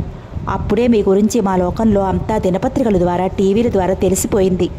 2-3 రోజుల్లో టీవీలో మీ చేత ఇంటర్వ్యూలు కూడా ఇప్పిస్తాము. అప్పుడే లంచ్ టైం అయింది. మీకు మరో 10 నిమిషాల్లో భోజనం వస్తుంది. భోజనం చేసి హాయిగా రెస్ట్ తీసుకోండి. సాయంకాలం 4ంటికి ఇద్దరం అలా మా లోకం వీధుల్లో సరదాగా షికారుకు వెళదాం అని చెప్పింది స్టెల్లా. సిఐ హరికృష్ణ పోలీసు బలగంతో సహా సింహాచలం కొండంతా పెద్ద పులి కోసం, అమరేంద్ర కోసం గాలింపు చర్యలు చేపట్టాడు. లంచ్ టైం అయినా పోలీసులు ఎవ్వరూ భోజనాలకి ఇళ్లకు వెళ్ళలేదు. వాళ్ళలా కొండని గాలిస్తూనే ఉన్నారు. అమరేంద్ర జాడ కూడా ఎక్కడా కానరాలేదు. వాళ్ళకి కనీసం అతడి అవశేషాలు కూడా కనపడలేదు. సాయంకాలం 4 అయింది. పులి కోసం, అమరేంద్ర కోసం వెతికి వాళ్ళకి విసుగు పట్టింది. సిఏ హరికృష్ణ అలసటగా ఓ మూల బండరాయి మీద కూలబడ్డాడు. అతడికి 10 అడుగుల దూరంలో పెద్ద గొయ్యి కనిపించింది. కుతూహలంగా దగ్గరికెళ్ళి చూశాడు. చుట్టూ రాళ్ళు చెదిరిపోయి ఉన్నాయి. అతడు గొయ్యిలోకి తొంగి చూశాడు. అది గొయ్యి కాదని, నిలువుపాటి సొరంగమని పోలీసు బుర్రకిట్టే తట్టింది. సొరంగం చుట్టూ పడి ఉన్న రాళ్ళని పరీక్షగా చూశాడు. రాళ్ల పక్కన అతడికో సిలిండర్ గొట్టం ఒకటి కనిపించింది. ఆ సిలిండర్ గొట్టం అక్కడికి ఎలా వచ్చిందో, అక్కడ సొరంగం ఎలా ఏర్పడిందో అర్థం కాలేదు అతడికి. తన మిగతా పోలీసు బలగం కూడా సొరంగాన్ని, సిలిండర్ని మార్చి చూస్తున్నారు. అయితే పులి ఏమైంది? అమరేంద్ర ఏమయ్యాడు? పులి అతడిని తినేసి ఉంటుందా? లేదా అమరేంద్ర, పులి ఈ సొరంగంలో పడిపోయి ఉంటారా? లేక పులి అతడిని తినేశాక అది కూడా సొరంగంలో పడిపోయిందా? మరి ఈ గ్యాస్ సిలిండర్ గొట్టం ఎక్కడి నుంచి వచ్చింది? అయితే ఈ గ్యాస్ సిలిండర్ని ఇక్కడెవరు వదిలిపెట్టి ఉంటారు? నక్సలైట్లా, రాడికల్సా, లేక తీవ్రవాదులా? వాళ్ళే అయితే ఈ నిర్జనారణ్యమైన ఈ సింహాచలం కొండ మీదకి ఎలా వస్తారు? వచ్చినా ఈ సొరంగాన్ని తవ్వాల్సిన పని ఏమిటి? ఒకవేళ వాళ్లే ఈ సొరంగాన్ని తవ్వినా ఈ సొరంగం వల్ల వాళ్ళ కొరిగేదేమిటి? ఆలోచనలతో సిఏ హరికృష్ణకి ఏమీ అడ్డుపట్టలేదు. అతడు ఎటూ ఓ నిర్ణయానికి రాలేకపోయాడు. జేబులో నుంచి రుమాలు తీసి సిలిండర్ని పట్టుకున్నాడు. గ్యాస్ సిలిండర్ మీద ఫ్యాక్టరీ పేరు చూద్దామని సిలిండర్ చుట్టూ పరిశీలించి చూశాడు. చిత్రవేర లిపితో గీతలుగా సిలిండర్ మీద ఫ్యాక్టరీ పేరు రాసి ఉంది. ఆ లిపి సిఐ హరికృష్ణకు అర్థం కాలేదు. సిఐ హరికృష్ణ తన బలగంతో కొండ దిగి తిన్నగా పోలీస్ కమిషనర్ కార్యాలయానికి బయలుదేరాడు. చేతిలో ఉన్న సిలిండర్ను పట్నాయక్ గారి టేబుల్ మీద ఉంచి ఎదురుగా ఉన్న కుర్చీలో కూర్చుని అచేతనంగా కుర్చీ వెనక్కి తలవాల్చి కూర్చున్నాడు. ఏమిటి హరికృష్ణ, ఎందుకు అలా అలసిపోయి ఉన్నారు? ఈ సిలిండర్ ఏమిటి? పులి మాట ఏమైంది? అమరేంద్ర జాడ ఏమైనా తెలిసిందా? గబగబా ప్రశ్నల వర్షం కురిపించారు పట్నాయక్. సిఐ హరికృష్ణ తన బలగంతో కొండ దిగి తిన్నగా పోలీస్ కమిషనర్ కార్యాలయానికి బయలుదేరాడు. చేతిలో ఉన్న సిలిండర్ను పట్నాయక్ గారి టేబుల్ మీద ఉంచి ఎదురుగా ఉన్న కుర్చీలో కూర్చుని అచేతనంగా కుర్చీ వెనక్కి తలవాల్చి కూర్చున్నాడు. ఏమిటి హరికృష్ణ, ఎందుకలా అలసిపోయి ఉన్నారు? ఈ సిలిండర్ ఏమిటి? పులి మాట ఏమైంది? అమరేంద్ర జాడ ఏమైనా తెలిసిందా? గబగబా ప్రశ్నల వర్షం కురిపించారు పట్నాయక్.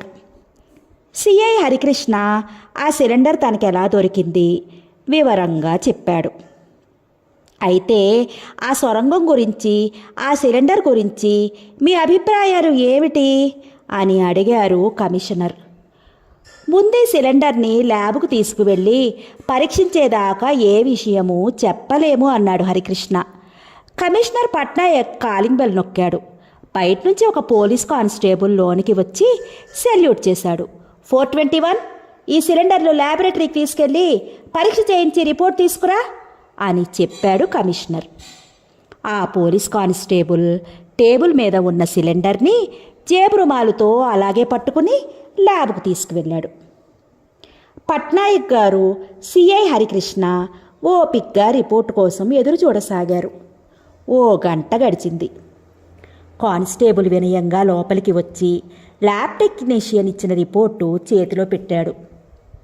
పక్కనే గ్యాస్ సిలిండర్ కూడా పెట్టాడు.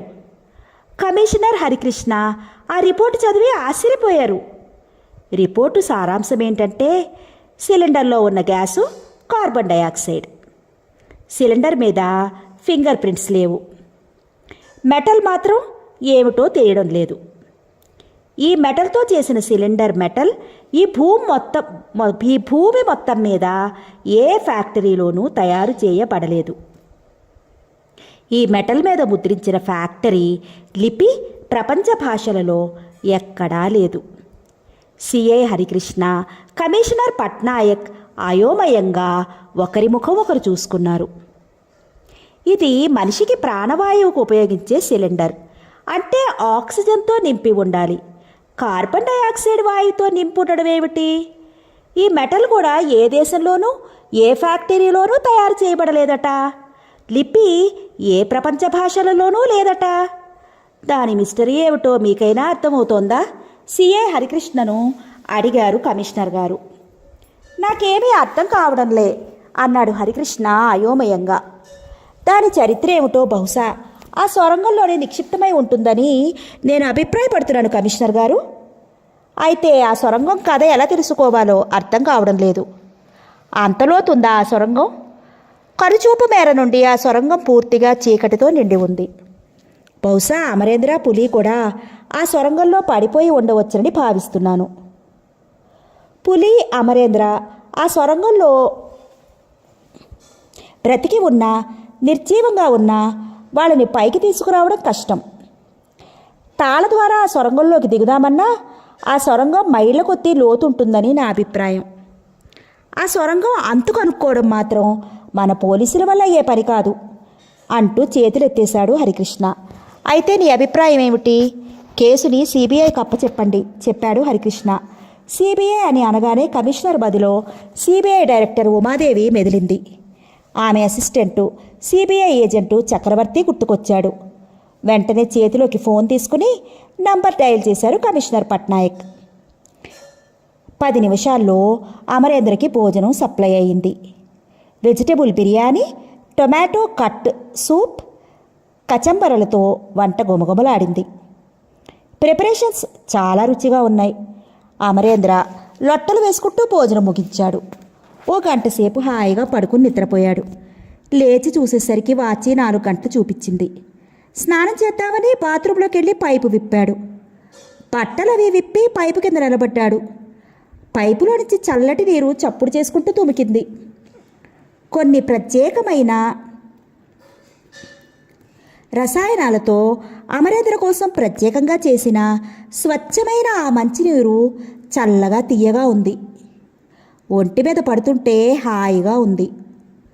తనివి తీరా పంపు నీటితో స్నానం చేశాడు అమరేంద్ర. తిరిగి అవే బట్టలు ధరించి గదిలోకి వచ్చాడు. అప్పటికే స్టెల్లా వచ్చి అతడి కోసం గదిలో ఎదురు చూస్తోంది. ఆమె ముఖానికి వాళ్ళ ప్రాణవాయువును ధరించి ఉంది. హల్లో అమరేంద్ర, భోజనం చేశారా? బాగా నిద్రపోయారా? మా భోజనం ఎలా ఉంది అంటూ ప్రశ్నల వర్షం కురిపించింది స్టెల్లా. బాగానే నిద్రపోయాను స్టెల్లా, ఇప్పుడే స్నానం కూడా ముగించాను. ఇకపోతే భోజనం మాటంటారా? సూపర్ అన్నాడు అమరేంద్ర. థ్యాంక్ యూ అని పదండి షికారుకు వెళదాం అంది స్టెల్లా. అమరేంద్ర ముక్కుకి ఆక్సిజన్ సిలిండర్లు తగిలించుకున్నాడు. ఇరువురూ కలిసి నగర వీధుల్లో నుంచి సంచరించసాగారు. అంతకుముందే గదిలో నుంచి బయటికి రాగానే తన భుజానికి తగిలించుకుని ఉన్న కార్బన్ డయాక్సైడ్ సిలిండర్ను తీసేసింది. ఇరువురు నడవసాగారు. పాటకిరువైపులా గాజు కట్టడాలున్నాయి. అక్కడక్కడ పచ్చని చెట్లు కూడా పాటకిరువైపులా పెంచబడి ఉన్నాయి. ప్రజలు ఇళ్లలోంచి బయటికి వచ్చి అమరేంద్రుడి వింతగా చూడసాగారు. అడుగో భూగ్రహవాసి, భూగ్రహవాసి! అబ్బా, ఎంత పొడవున్నాడో! జుత్తు ఎంత నల్లగా ఉందో! అబ్బా, ఉంగరాలు తిరిగి మరీ ఉంది. చెవులు ఎంత బాగున్నాయో! దప్పపండులా ఎంత పచ్చగా ఉన్నాడో! మన అధ్యక్షుడు మార్కారాకి హ్యాట్స్ ఆఫ్. మన కోరికను మన్నించి భూగ్రహవాసిని తీసుకువచ్చి మనకి పరిచయం చేశాడు. రియల్లీ హీ ఈజ్ గ్రేట్ అంటూ మార్కారాని అమరేంద్రుడి ప్రజలు పెంచుకోసాగారు. వాళ్ళంతా స్పష్టంగా తెలుగులో మాట్లాడుతున్నారు. ఆ అగ్నిలోకవాసులతో తెలుగు మాట్లాడుతుంటే అమరేంద్ర ఆశ్చర్యపోయాడు. ఆశ్చర్యపోకండి అమరేంద్ర, ఇక్కడ మా లోకవాసులకు ప్రత్యేకంగా వేరే భాష ఉన్నా వీళ్ళకి తెలుగు భాష అంటే చాలా ఇష్టం. అందుకే అంతా తెలుగు మాట్లాడుతున్నారు చెప్పింది స్టెల్లా. ఇద్దరూ ముందుకు నడవసాగారు. దారిలో అక్కడక్కడ అగ్ని సరస్సులు కనపడ్డాయి. వాటిలో లావా కుతకుతమని ఉడుకుతోంది. ఆ సరస్సులలో పెద్దలు పిల్లలు హాయిగా ఈదులాడుతున్నారు. మీ లోకంలో ఉండే మంచినీటి సరస్సులు లాంటివే ఈ అగ్ని సరస్సులు అని చెప్పింది స్టెల్లా. రోడ్డు మీద కారులు వెళుతున్నాయి, బస్సులు వెళుతున్నాయి, స్కూటర్లు సైకిళ్ళు వెళుతున్నాయి. ప్రక్కనే ఉన్న పట్టాల మీద ఓ రైలు కూడా వెళ్ళిపోతూ అమరేంద్రకు కనిపించింది. అగ్నిలోకపు అగ్నిమేఘాల్లో విమానాలు కూడా ఎగరడం గమనించాడు అమరేంద్ర. భూప్రపంచం నుండి తనకిక్కడికి తీసుకువచ్చిన నీలిరంగు ఫ్లయింగ్ సాసర్లాగే ఆ వాహనాలన్నీ నీలిరంగులోనే ఉన్నాయి. అమరేంద్ర కళ్ళింతవి చేసుకుని వాటినన్నిటినీ ఆశ్చర్యంగా చూడసాగాడు. దారిలో 2-3 పార్కులు కనిపించాయి. ఆ పార్కుల్లోని మొక్కలకు చెట్లకు పూచిన రకరకాల పూలను చూసి అమరేంద్ర మరింత ఆశ్చర్యపోయాడు. తను భూలోకంలో కూడా అన్ని రకాల పూలను చూడలేదు. పేరు పేరున ఆ పూలను గురించి స్టెల్లాను అడిగి తెలుసుకున్నాడు. అలా నడుచుకుంటూ వస్తుంటే ఓ 10 ఏళ్ల పాప ఎదురు వచ్చింది. మీరు చాలా అందంగా ఉన్నారు అంకుల్ అని అంది అమరేంద్రని. అవునమ్మా, నువ్వు అందంగానే ఉన్నావుగా అని అంటూ ఆ పాప బుగ్గ మీద ముద్దుగా చిట్టిక వేశాడు అమరేంద్ర. నేనే కాదంకుల్, స్టెల్లా ఆంటీ కూడా చాలా బాగుంటుంది అందా పాప. అంతేనమ్మా అన్నాడు అమరేంద్ర. అయితే మా స్టెల్లా ఆంటీని మీరు పెళ్లి చేసుకోకూడదు గడుసుగా అందా పాప. ఆ మాటలకు స్టెల్లా అందంగా సిగ్గుపడింది. అమరేంద్ర కూడా కొద్దిగా సిగ్గుపడ్డాడు. అప్పో గడుక్కాయివే అంటూ ఆ పాప బుగ్గలు ముద్దు పెట్టుకున్నాడు అమరేంద్ర. పాప అక్కడి నుంచి తుర్రుమంది. కొంచెంసేపు వారి ఇరువురి మధ్యన మౌనం రాజ్యమేలింది. అలా నడుచుకుంటూ ఊరి బయటకు వచ్చారు. అక్కడ అమరేంద్రకి ఒక గుడి కనిపించింది. ఈ దేవాలయం ఎవరిది స్టెల్లా అడిగాడు అమరేంద్ర. అగ్నిదేవుడిది చెప్పింది స్టెల్లా. వెళ్ళి చూద్దామా అడిగాడు అమరేంద్ర. పదండి, దైవదర్శనం చేసుకుని వద్దాము అంది స్టెల్లా. ఇరువురు గుడిలోకి అడుగుపెట్టారు. గుడిలో అగ్నిదేవుడి విగ్రహం నిలువెత్తున ప్రతిష్ఠించి ఉంది. విగ్రహం పూర్తిగా బంగారంతో చేయబడి ఉంది. పక్కనే పూజారి పూలపళ్ళెంతో నిలబడి ఉన్నాడు. స్టెల్లా కళ్ళు మూసుకుని దేవుడికి దండం పెట్టుకుంది. అమరేంద్ర కూడా అగ్నిదేవుడి విగ్రహానికి నమస్కరించాడు. పూజారి వాళ్ళ భాషలో ఏవేవో మంత్రాలు చదివి అమరేంద్ర చేతిలోనూ స్టెల్లా హస్తంలోనూ 2 పువ్వులు ఉంచాడు. స్టెల్లా 2 పూలని అందుకుని తన బాపుడి హెయిర్ పిన్నులో పెట్టుకుంది. అమరేంద్ర ఆ పువ్వులను కళ్ళకత్తుకుని ఓ పువ్వుని చెవిలోనూ మరో పువ్వును జేబులోనూ వేసుకున్నాడు. బాబు, భూలోకవాసి అయిన నీకు అగ్నిలోకవాసి అయిన స్టెల్లాకు ఈడు జోడు చక్కగా సరిపోయింది. ఎంతైనా మా స్టెల్లా అదృష్టవంతురాలు అన్నాడు పూజారి సంబరంగా. ఆ మాటలలోని ద్వంద్వార్థం ఇద్దరికీ అర్థమైంది. స్టెల్లా మళ్ళీ అందంగా సిగ్గుపడింది. ఇద్దరూ గుడి బయటకు వచ్చి వెనక్కు మళ్ళారు. మళ్ళీ వాళ్ళ బాస్ మార్కారా భవంతికి వెళ్లేదాకా ఇరువురు ఒక్క మాట కూడా మాట్లాడుకోలేదు. మాకు ఇప్పుడు సమయం రాత్రితో సమానం. 12 గంటల పాటు మేము నిద్రపోయి మళ్ళీ నిద్రలేస్తాము. మీ రూమ్కి డిన్నర్ వస్తుంది. మీరు భోజనం చేసి పడుకోండి. నేను ఉదయమే మళ్ళీ కలుస్తాను అంది స్టెల్లా. అప్పుడే వెళ్ళిపోతున్నావా స్టెల్లా? దిగులుగా అడిగాడు అమరేంద్ర. నాకు మాత్రం మిమ్మల్ని వదిలి వెళ్లాలని ఉందా? మీతోటే జీవితమంతా కలిసి ఉండిపోవాలనిపిస్తోంది బాధగా అంది స్టెల్లా. నిజమే స్టెల్లా, నాకు నిన్ను వదిలి ఉండాలనిపించడం లేదు. ఐ లవ్ యూ అన్నాడు అమరేంద్ర. అలా అంటూ ఆమె కుడిచేయి అందుకుని ముద్దు పెట్టుకున్నాడు. I two love you Amarendra. Stella చెయ్యి వెనక్కి లాక్కుని సిగ్గుపడుతూ అక్కడి నుంచి పారిపోయింది. ఆ రాత్రి నిద్రలో అమరేంద్ర స్టెల్లాని తలుచుకుంటూ చక్కటి కల కాశాడు. అలాగే స్టెల్లా కూడా నిద్రలో అమరేంద్రుని తలుచుకుంటూ ఓ అందమైన కల కాసింది. ఫోను రింగ్ అయింది. ఉమాదేవి హియర్ అంది సిబిఐ డైరెక్టర్ ఉమాదేవి ఫోన్ ఎత్తి. గుడ్ ఈవినింగ్ ఉమాదేవి గారు అన్నాడు పోలీస్ కమిషనర్ పట్నాయక్ గారు. గుడ్ ఈవినింగ్ టు యూ అంది ఉమాదేవి. బాగున్నారా అడిగారాయన. నేను బాగానే ఉన్నాను, మీరెలా ఉన్నారు? I'm also all right. ఏమిటి విషయం ఇలా ఫోన్ చేశారు? అమరేంద్ర గురించి, పులి గురించి, సింహాచలం కొండ మీద నిలువుగా ఏర్పడిన సొరంగం గురించి, అక్కడ దొరికిన కార్బన్ డయాక్సైడ్ సిలిండర్ గురించి అన్ని విషయాలు పూసగుచ్చినట్టుగా చెప్పుకుంటూ వచ్చి ఈ కేసుని మీ సిబిఐ ఏజెంట్ చక్రవర్తికి అప్పచెప్పాలనుకుంటున్నాను అన్నారు కమిషనర్ గారు. తప్పకుండా అలాగే కానివ్వండి, రేపు ఉదయమే అతడిని మీ దగ్గరికి పంపుతాను అని చెప్పింది CBI director Umadevi. Thank you very much అని అవతల నుండి టెలిఫోన్ క్రెడిల్ చేశాడు పట్నాయక్ గారు. వెంటనే ఉమాదేవి మరో నెంబర్కి రింగ్ చేసింది. చక్రవర్తి హియర్ అంటూ అటు నుండి సమాధానం వచ్చింది. Yes madam. Mister Chakravarthi, I am Umadevi speaking here. Yes madam అంటూ ఫోన్ దగ్గరే అలర్ట్ అయ్యాడు చక్రవర్తి. ఆమె చక్రవర్తితో విషయం టూకీగా చెప్పి, సో నువ్వు రేపు ఉదయం 8 గంటలకు వెళ్ళి కమిషనర్ని కలుసుకో అని ఆజ్ఞ జారీ చేశారామె. షూర్ మేడం అన్నాడు చక్రవర్తి. పోలీస్ కమిషనర్ కార్యాలయం ఆవరణలో తన మారుతి జీప్ని ఆపి ఆఫీసులోకి అడుగుపెట్టాడు స్పెషల్ ఏజెంట్ చక్రవర్తి. పట్నాయక్ గారి రూమ్లోకి అడుగుపెట్టి, good morning to you mister Chakravarthi, కూర్చోండి అంటూ కుర్చీ చూపించాడు కమిషనర్ గారు. ఒక అడ్డదిడ్డమైన కేసు నీకు అప్పచెప్పాలనుకుంటున్నాను అన్నారాయన. ఎంత అడ్డదిడ్డమైన కేసైనా సాల్వ్ చేయడం నా పని. దట్ ఈస్ చక్రవర్తి అన్నాడు చక్రవర్తి గర్వంగా. ఆ మాట నిజమే. ఎలాంటి క్లిష్టమైన కేసునైనా చక్రవర్తి ఇట్టే పరిశోధించి తేల్చేయగల సమర్థుడు. పాకిస్తానీ తన దేశంలో టెర్రరిస్టులకి ట్రైనింగ్ ఇవ్వడానికి ఒక స్థావరాన్ని ఏర్పాటు చేసి పంజాబ్ నుండి టెర్రరిస్టులను తీసుకెళ్లి వాళ్ళకు ఆ స్థావరంలో ట్రైనింగ్ ఇచ్చి అల్లర్లు చేయమని తిరిగి వాళ్ళని పంజాబ్లోకి పంపేది. పాకిస్తాన్లో ఉన్న స్థావరాన్ని నాశనం చేయడానికి ఢిల్లీ ఇంటర్పోల్ ఏజెంట్లెందరో పాకిస్తాన్ వెళ్ళి ప్రాణాలు కోల్పోయారు. ఒక్కరు కూడా ఆ టెర్రరిస్టుల స్థావరాన్ని నాశనం చేయలేకపోయారు. అలాంటప్పుడు ఢిల్లీ పోలీసులకి చక్రవర్తి గురించి తెలిసింది. ఆంధ్రాలో నక్సలైట్లకి చక్రవర్తి పేరు చెప్తే చాలు హడిల్స్ వస్తారు. రాడికల్స్ తీవ్రవాదులకి కూడా అతనంటే టెర్రర్. ఆ 3 వర్గాల వ్యక్తుల గుండెల్లో నిద్రపోతాడు చక్రవర్తి. వాళ్ళ స్థావరాలన్నింటిలో అతను ఒక్కడే పరిశోధించి బాంబులతో నాశనం చేశాడు. అందుకే ఢిల్లీ ఇంటర్పోల్ కార్యాలయం వాళ్ళకి విషయం తెలిసి చక్రవర్తిని ప్రత్యేకంగా ఢిల్లీ పిలిపించి అతడిని పాకిస్తాన్ పంపించింది. 5 రోజుల వ్యవధిలో పాకిస్తాన్లో ఉన్న ఆ టెర్రరిస్టుల స్థావరాన్ని సమూలంగా నాశనం చేసి తిరిగి వచ్చాడు చక్రవర్తి. ప్రత్యేకంగా ప్రభుత్వం అతడికి విశిష్ట సేవా మెడల్ ఇచ్చి సత్కరించింది. పోలీస్ కమిషనర్ పట్నాయక్ గారు చక్రవర్తికి అన్ని విషయాలు వివరించి చెప్పి, ఆ సొరంగం అంతేమిటో నువ్వు కనుక్కోవాలి చక్రవర్తి. అమరేంద్రకి, ఆ పులికి, ఆ సొరంగానికి, అక్కడ దొరికిన కార్బన్ డయాక్సైడ్ సిలిండర్కి ఏదో సంబంధం ఉందని నా అనుమానం అని అన్నారాయన. గ్యాస్ సిలిండర్ తన టేబుల్ సొరుగులో నుంచి లాగి చక్రవర్తి చేతిలో పెట్టారాయన.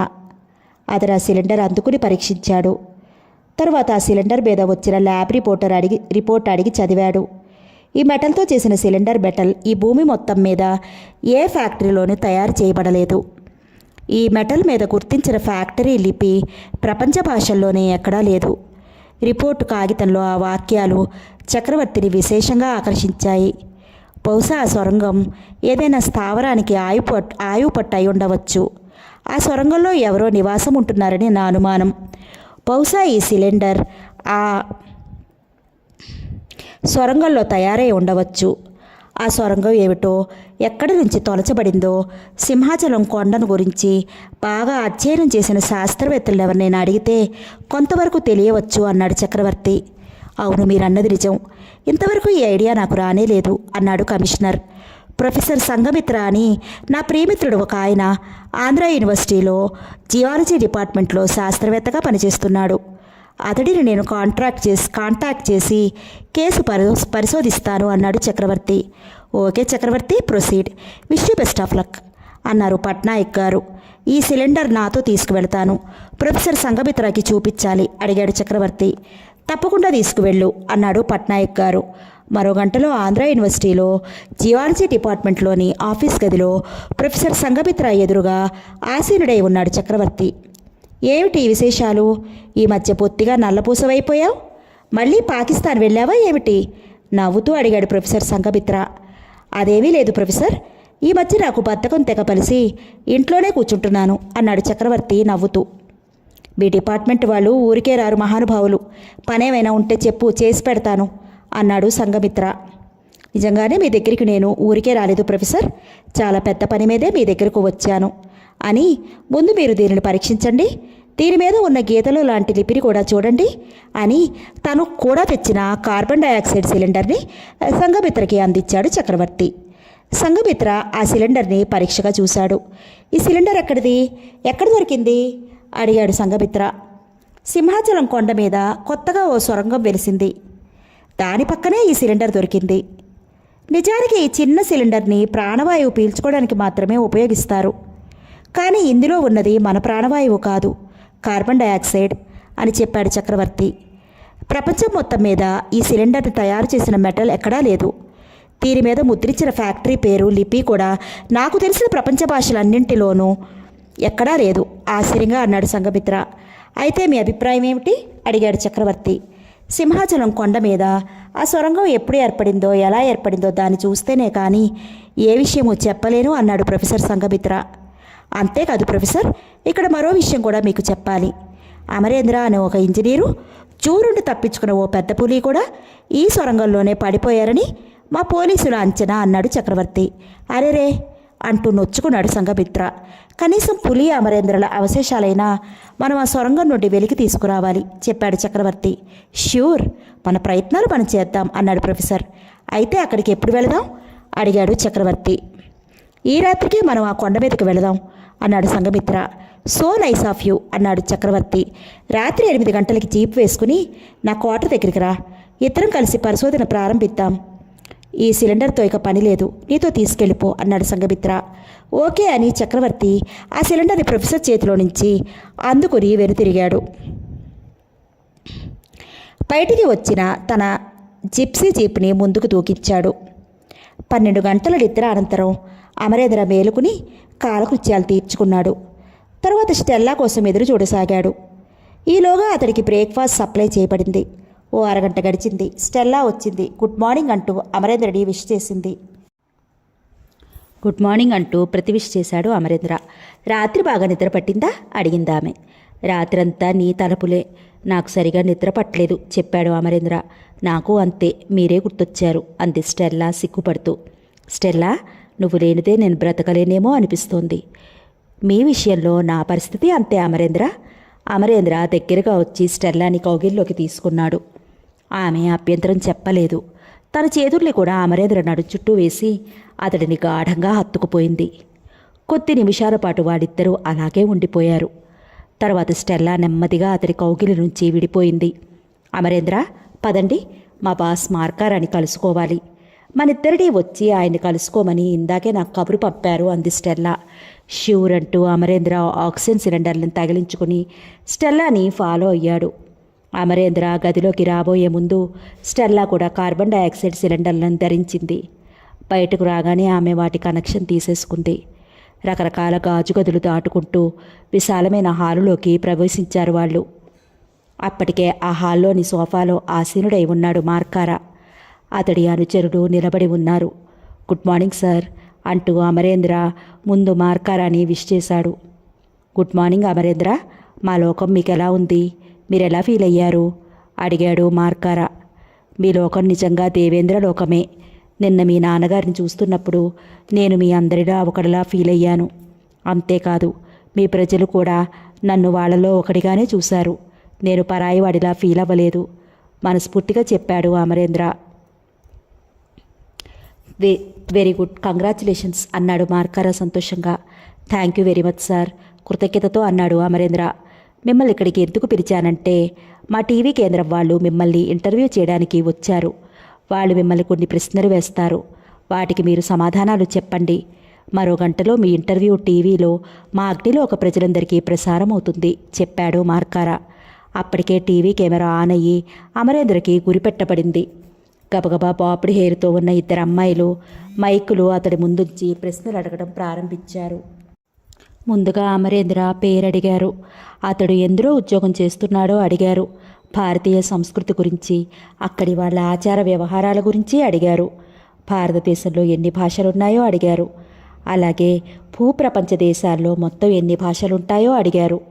అన్నిటికీ అమరేంద్ర ఓపికగా వినయంగా సమాధానాలు చెప్పాడు. ఇంటర్వ్యూ అరగంట సేపు సాగింది. తరువాత అమరేంద్రకి థ్యాంక్స్ చెప్పి వాళ్ళ బాస్ మార్కారాకి అభినందనం చేసి వెళ్ళిపోయారు టీవీ వాళ్ళు. అమరేంద్ర, మీకు మరో గుడ్ న్యూస్ చెప్తున్నాను అన్నాడు మార్కారా. ఏమిటది అడిగాడు అమరేంద్ర. మీ మనోగతాన్ని నా యాంటెనాల ద్వారా తెలుసుకోగలిగాను.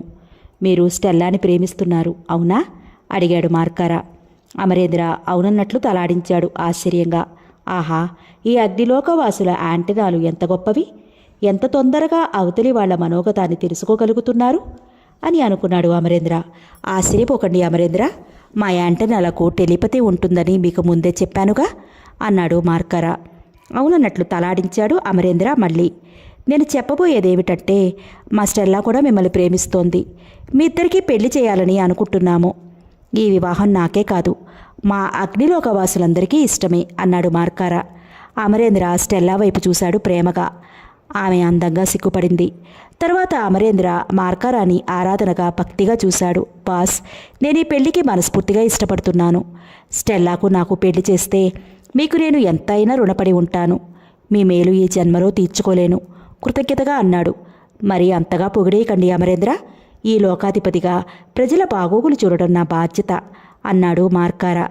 తర్వాత మార్కారా సూచనల మేరకు అతడి అనుచరులు ఒక గాజు ట్రేలో 2 దండలు 2 బంగారు ఉంగరాలు తీసుకొచ్చారు. పక్కనే పురోహితుడు కూడా వచ్చి నిలబడ్డాడు. మార్కారా వాళ్ళిద్దరినీ దండలు ఉంగరాలు మార్చుకోమని చెప్పారు. అమరేంద్ర స్టెల్లా దండలు మార్చుకున్నారు. ఒక ఉంగరం స్టెల్లా ఎడమ చేతి వేలికి పెట్టాడు అమరేంద్ర. స్టెల్లా ఇంకో ఉంగరం తీసుకుని అమరేంద్ర ఎడమ చేతికి పెట్టింది. కష్టమైన సుఖమైన జీవితాంతం కలిసి ఉంటామని, ఒకరినొకరు విడిపోమని పురోహితుడు వాళ్ళిద్దరి చేత ప్రమాణాలు చేయించాడు. అంతే, వాళ్ళిద్దరి పెళ్ళి జరిగిపోయింది. ఆ మధ్యాహ్నం అధ్యక్షుని భవనంలో పెద్ద విందు జరిగింది. ఆ నగరంలో ఉన్న ప్రముఖులంతా ఆ విందుకు హాజరయ్యారు. వధూవరులను దీవించి వెళ్లారు. అగ్నిలోక కాలమాన ప్రకారం సమయం మధ్యాహ్నమైతే భారతీయ కాలమానం ప్రకారం అప్పుడు సమయం రాత్రి 8 గంటలయింది. సిబిఐ ఆఫీసర్ చక్రవర్తి, ప్రొఫెసర్ సంఘమిత్ర సింహాచలం కొండెక్కి సొరంగాన్ని సమీపించారు. సొరంగం చుట్టూ రాళ్ళు చిందరవందరగా పడి ఉన్నాయి. ఇరువురు టార్చ్ లైట్లు వేసి సొరంగాన్ని పరీక్షగా చూశారు. టార్చ్ లైట్లు లైటింగ్ పడ్డ మేర దాకా మాత్రమే సొరంగం లోతుగా కనిపిస్తోంది. ఆ తరువాతంతా చీకటిగానే కనిపిస్తోంది. ఈ సొరంగం తవ్వడానికి ఏళ్ల తరబడి పడుతుంది. అలాంటప్పుడు ఈ సొరంగాన్ని తవ్వుతున్నప్పుడు కొండ దిగువన నివాసం ఉంటున్న వాళ్ళకి కొద్దిమందికి కాకపోతే కొద్దిమందికైనా తెలిసి ఉంటుంది. కానీ ఇప్పటిదాకా పోలీస్ డిపార్ట్మెంట్ వాళ్ళకి తప్ప ఇంకెవరికీ తెలియలేదంటే ఆశ్చర్యమే. ఇక్కడ చెల్లాచెదురుగా ఉన్న రాళ్ళను బట్టి, చెదిరిన మట్టిని బట్టి చూస్తుంటే ఈ సొరంగం 2-3 రోజుల్లోనే ఏర్పడి ఉంటుందని నా అభిప్రాయం అన్నాడు సంఘమిత్ర. Is it? ఆశ్చర్యపోయాడు చక్రవర్తి. అవును, ఈ సొరంగాన్ని మానవ మాతృలెవరూ తవ్వలేరు. సొరంగం అడుగున ఏ గ్రహవాసులో ఉండి ఉండొచ్చు. 100 సంవత్సరాల క్రిందట గెలీబో అనే శాస్త్రజ్ఞుడు భూమి అడుగున కూడా జీవులు నివసిస్తూ ఉండవచ్చని అభిప్రాయపడ్డాడు.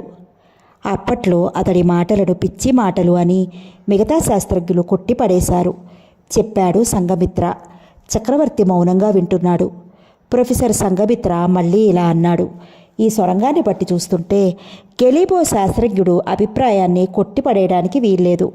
ఖచ్చితంగా ఈ భూమి అడుగున జీవులున్నాయి. నాదో అనుమానం ప్రొఫెసర్ అన్నాడు చక్రవర్తి. ఈ సొరంగం తవ్వడానికి ఏళ్ల తరబడి పట్టేస్తుందన్నారు మీరు, కానీ ఈ సొరంగం 3 రోజుల్లోనే ఏర్పడిందంటున్నారు. ఈ విషయం ఎలా ఊహించారో చెప్పగలరా అని అడిగాడు. Very simple. వారం రోజుల క్రితం నేను ఈ కొండ మీదకి షికారుకు వచ్చాను. అప్పుడు ఈ కొండంతా తిరిగాను. ఈ సొరంగం అప్పుడు కనిపించలేదు నాకు అని చెప్పాడు సంఘమిత్ర. అయితే ఇప్పుడు మనం ఏం చేద్దాం అడిగాడు చక్రవర్తి. సొరంగంలోకి దిగాలి మనం అన్నాడు ప్రొఫెసర్.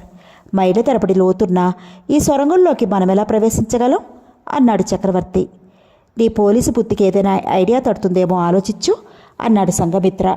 చక్రవర్తి ఆలోచనలో పడ్డాడు.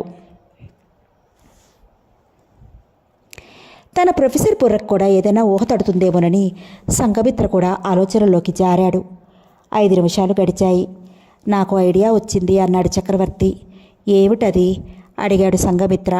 ఈ సొరంగంలో ఏవో జీవులు ఉండి ఉంటాయని అన్నారు. అందుచేత మనం ఈ సొరంగంలోకి ఓ బండరాయిని దొర్లిద్దాము.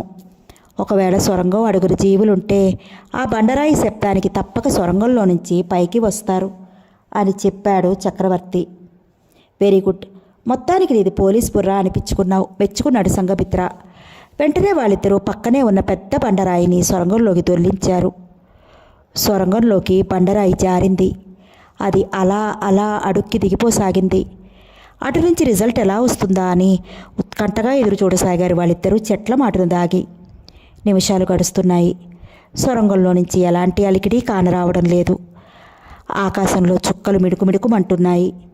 చీకటి భయంకరంగా రాజ్యమేలుతోంది. చెట్లు తలలు విరబోసుకుని ఉన్నాయి. చక్రవర్తి సంఘమిత్ర చెట్ల చాటు నుండి కుతూహలంగా సొరంగం వైపే చూస్తున్నారు. నక్కలు మయిరీ భయంకరంగా కూతలు పెట్టసాగాయి. వాతావరణం వాళ్ళిద్దరికీ ఏదో ఆపద జరగబోతోందని చెప్పకనే చెబుతోంది. ఆ విశాలమైన మైదానంలో చాలా ఫ్లయింగ్ సాసర్స్ ఉన్నాయి. వాటిలో ఒక ఫ్లయింగ్ సాసర్ని రిపేర్ చేస్తున్నాడు భీల్యోగి. ఇంతలో పక్కనే ధబీమని చప్పుడైంది. పక్కకి తిరిగి చూశాడతను. అదో పెద్ద బండరాయి. ఎక్కడి నుంచి పడింది? ఆశ్చర్యంగా దాన్ని ముట్టుకుని పరికించి చూశాడతను. వెంటనే అతడికి దుర్భరం అయిపోయింది. అది సింహాచలం కొండ మీద రాయి అని. ఎక్కడో కొండ మీద రాయి ఇక్కడికి ఎలా వచ్చి పడింది? ఆలోచనలో పడ్డాడతను. భూగ్రహవాసులెవరైనా పట్టుకుని తమ లోకానికి తీసుకురమ్మని మార్కారా అనుజ్ఞ ఇచ్చాక తాను తన కొలీగ్స్ కలిసి సింహాచలం కొండ మీదకి వచ్చారు. అక్కడ అమరేంద్రుడి పట్టుకుని ఇక్కడికి తీసుకువచ్చారు. ఆ సమయంలో తాము సొరంగం మూయడం మర్చిపోయారు. ఒకటొకటే బీల్బోకి గుర్తుకు రాసాగాయి. అంటే ఆ సొరంగంలోకి ఎవరో ఈ బండరాయిని పడదోశారన్నమాట. శత్రువులెవరో తమ ఉనికిని పసిగట్టడానికి ఈ పని చేశారన్నమాట. అతడు బంతిలా అధ్యక్షుడు మార్కారా భవనంలోకి పరిగెత్తాడు. ఓ గాజు తలుపు ముందు నిలబడి తలుపు తట్టాడు. వెంటనే తలుపులు తెరుచుకున్నాయి. ఎదురుగా తన కొలీగ్స్ షామూరా నిలబడి ఉన్నాడు. ఏమిటి సంగతి, ఇటొచ్చావు అడిగాడు షామూరా. ఏమైంది అంటూ గదిలో ఉన్న రాల్బోగి, తాడూరా, గామాకా కూడా గబగబా వచ్చారు అక్కడికి.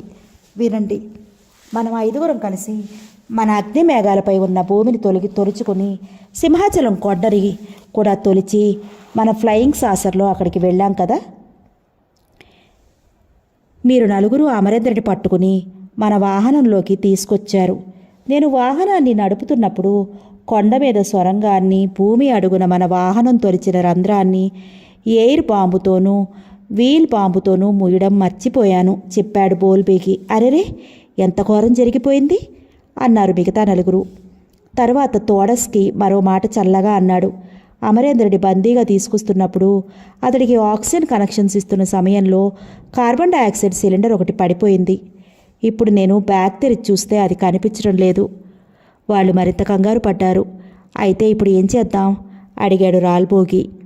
ఏముంది, మన బాసుని వెంటనే కలుసుకుని చెప్పాలి అన్నాడు తాడూరా.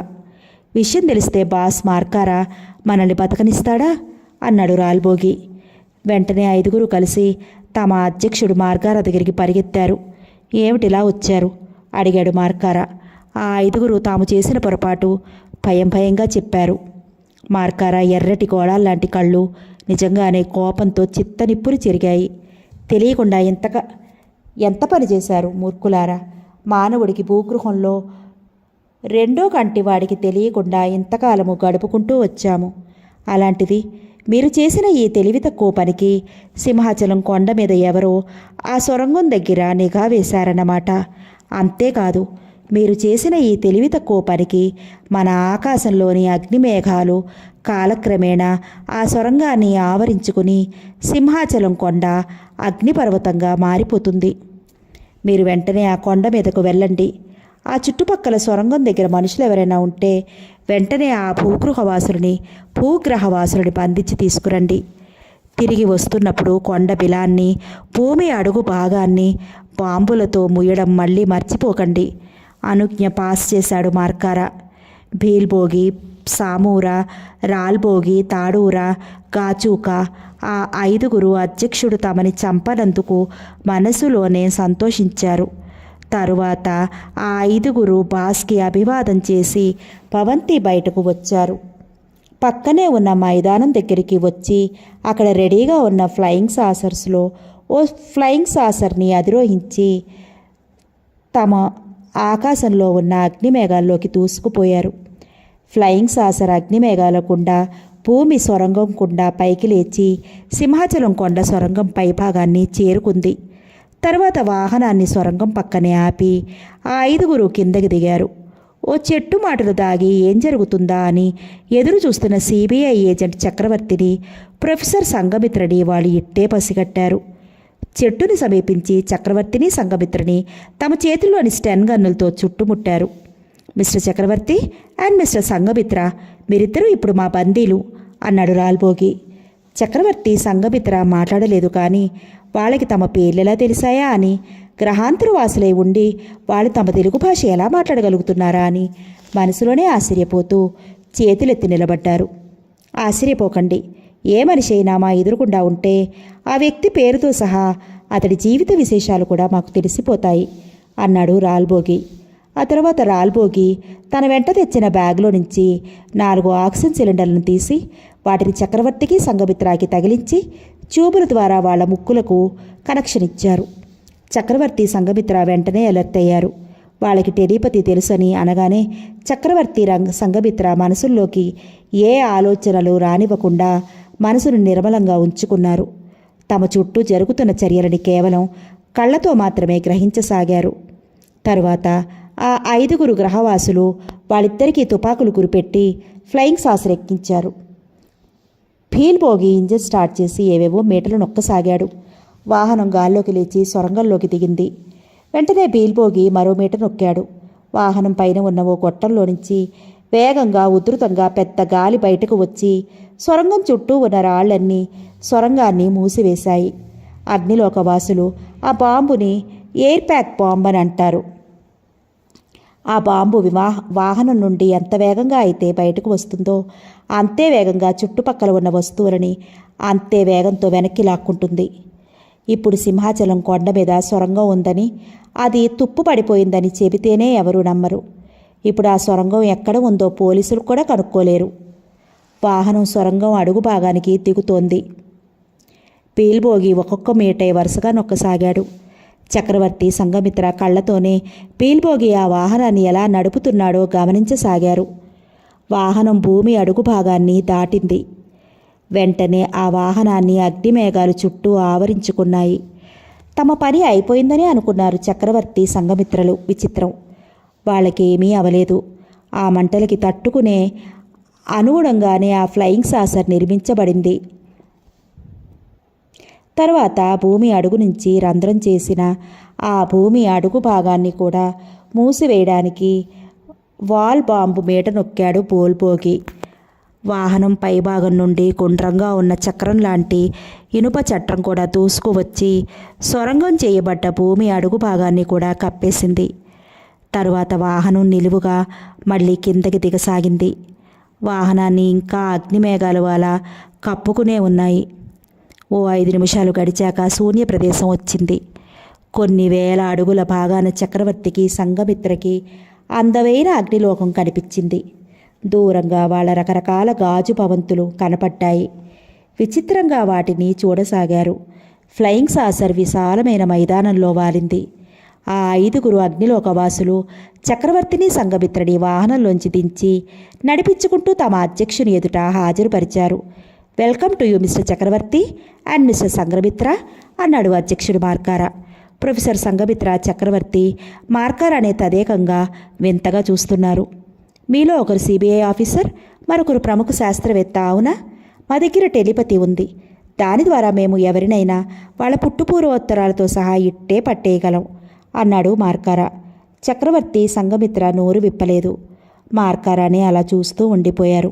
మా లోకంలో ఏముందో తెలుసుకోవాలనే కాంక్షతోటే మీరు సింహాచలం కొండ పిలం దగ్గరికి వచ్చారు, అవునా? అడిగాడు మార్కారా. ఈసారి అవునన్నట్లు తల ఊపారిద్దరు. మా ఈ లోకాన్ని ఏమంటారో మీకు తెలుసా అడిగాడు. తెలీదు అన్నాడు చక్రవర్తి. అగ్నిలోకం అంటారు. మాకు వేలాది అడుగుల ఎత్తున ఉన్న అగ్నిమేఘాలు మా ఆకాశం అంటూ తమ లోకం గురించి అమరేంద్రకు బోధపరిచినట్లే వాళ్ళిద్దరికీ కూడా అర్థమయ్యేలా వివరించాడు మార్కారా. తర్వాత మీరు తలపెట్టిన ప్రయత్నానికి మిమ్మల్ని నేను సమూలంగా నాశనం చేసేసి ఉందును, కానీ మీరు ఈ సమయంలో అసహాయ సూరులు. మీరేం చేయాలనుకున్నా మమ్మల్ని ఏమీ చెయ్యలేరు. ఈ లోకంలో మా బలం ఎక్కువ. మీరు తిరిగి మీ భూగ్రహం వెళ్ళడం అనేది కల్లో మాట. అందుకే మిమ్మల్ని కూడా మా అగ్నిలోకంలో అతిథులుగా ఉండమని కోరుతున్నాను. కాదంటే మిమ్మల్ని ఇద్దరిని మా కారాగారంలో బంధించాల్సి వస్తుంది. ఆ పైన మా చేతుల్లో మీరు మరణించాల్సి వస్తుంది అన్నాడు మార్కారా. వెంటనే చక్రవర్తి ఇలా అన్నాడు. బ్రతికుంటే బలిసాకు తినొచ్చు అధ్యక్ష. మేమెక్కడో అక్కడ క్షేమంగా ఉంటే చాలు. మా ప్రొఫెసర్ నేను కూడా మీ అతిథులుగా ఇక్కడే క్షేమంగా ఉండాలని నిర్ణయించుకున్నాం అన్నాడు చక్రవర్తి. అవును, నా నిర్ణయం కూడా అదే అన్నాడు సంఘమిత్ర. మీ పేరేమిటో తెలుసుకోవచ్చా వినయంగా అడిగాడు చక్రవర్తి. నా పేరు మార్కారా చెప్పాడు అధ్యక్షుడు. థ్యాంక్ యూ మై హైనస్ అన్నాడు చక్రవర్తి. తర్వాత సిబ్బంది వెళ్ళిపోయారు. ఇప్పుడు ఆ గదిలో చక్రవర్తి సంఘమిత్ర ఇద్దరు మిగిలారు. నేను ఒకటి గమనించాను చక్రవర్తి అన్నాడు ప్రొఫెసర్. ఏమిటది? వాళ్ళకి టెలిపతి ఉంది. అది మనిషి ఎదురుగా ఉన్నప్పుడు మాత్రమే వాళ్ళ టెలిపతి పనిచేస్తుంది. మనిషి ఎదురుగా లేనప్పుడు వాళ్ళ విద్య పనిచేయదు. అది మనకి చాలా మంచిది. వాళ్ళ ఎదురుగా ఉన్నప్పుడు మనం మనసులో ఎలాంటి ఆలోచనలు చేయకుండా మన మనసులని ఎంత నిర్మలంగా ఉంచుకుంటే అంత మంచిది అన్నాడు ప్రొఫెసర్. అది నేను గమనించాను ప్రొఫెసర్ అన్నాడు చక్రవర్తి. ఇప్పుడు మన ప్రస్తుత కర్తవ్యం ఏమిటి అడిగాడు ప్రొఫెసర్. ఏమీ లేదు. ఇక్కడ నుంచి మనం తప్పించుకుపోవడానికి అవకాశం దొరికేదాకా ఎదురు చూడటమే అన్నాడు చక్రవర్తి. అలాగే, కలుసుకుందాం. అయితే ఒకటి, అమరేంద్ర ఈ అగ్నిలోకంతో బంధుత్వం కలుపుకున్నాడు. ఇక్కడ నుంచి తప్పించుకోవడానికి అతడు ఒప్పుకుంటాడో ఒప్పుకోడో తెలియదు. అందుచేత మన ప్లాన్ అమరేంద్రకి ఎట్టి పరిస్థితుల్లోనే తెలియనివ్వకూడదు అన్నాడు చక్రవర్తి. ష్యూర్ అన్నాడు సంఘమిత్ర.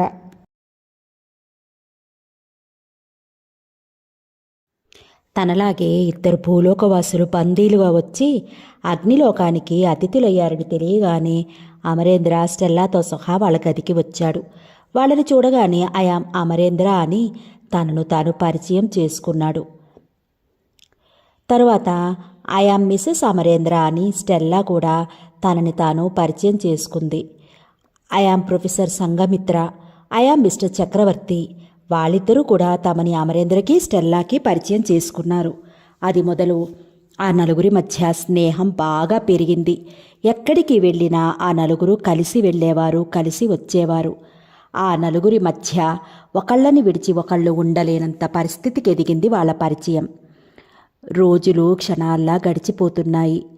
ఆ నలుగురి స్నేహం చూసి అగ్నిలోక ప్రజలతో పాటు వాళ్ళ అధ్యక్షుడు మార్కారా కూడా ఎంతో ముచ్చటపడ్డాడు. రోజులు క్షణాల్లా గడుస్తున్నాయి. 2 వారాలు అయ్యింది.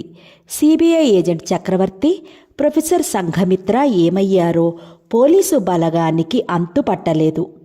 ఆ రోజు రాత్రి జీప్లో కొండ దిగువ వరకు వెళ్ళి జీపును కొండవారగా ఆపి టార్చ్ లైట్లతో కొండ మీద సొరంగం వద్దకు వెళ్ళిన చక్రవర్తి, ప్రొఫెసర్ సంఘమిత్ర మళ్ళీ కనిపించకుండా పోవడం అందరినీ ఆశ్చర్యపోయేలా చేసింది.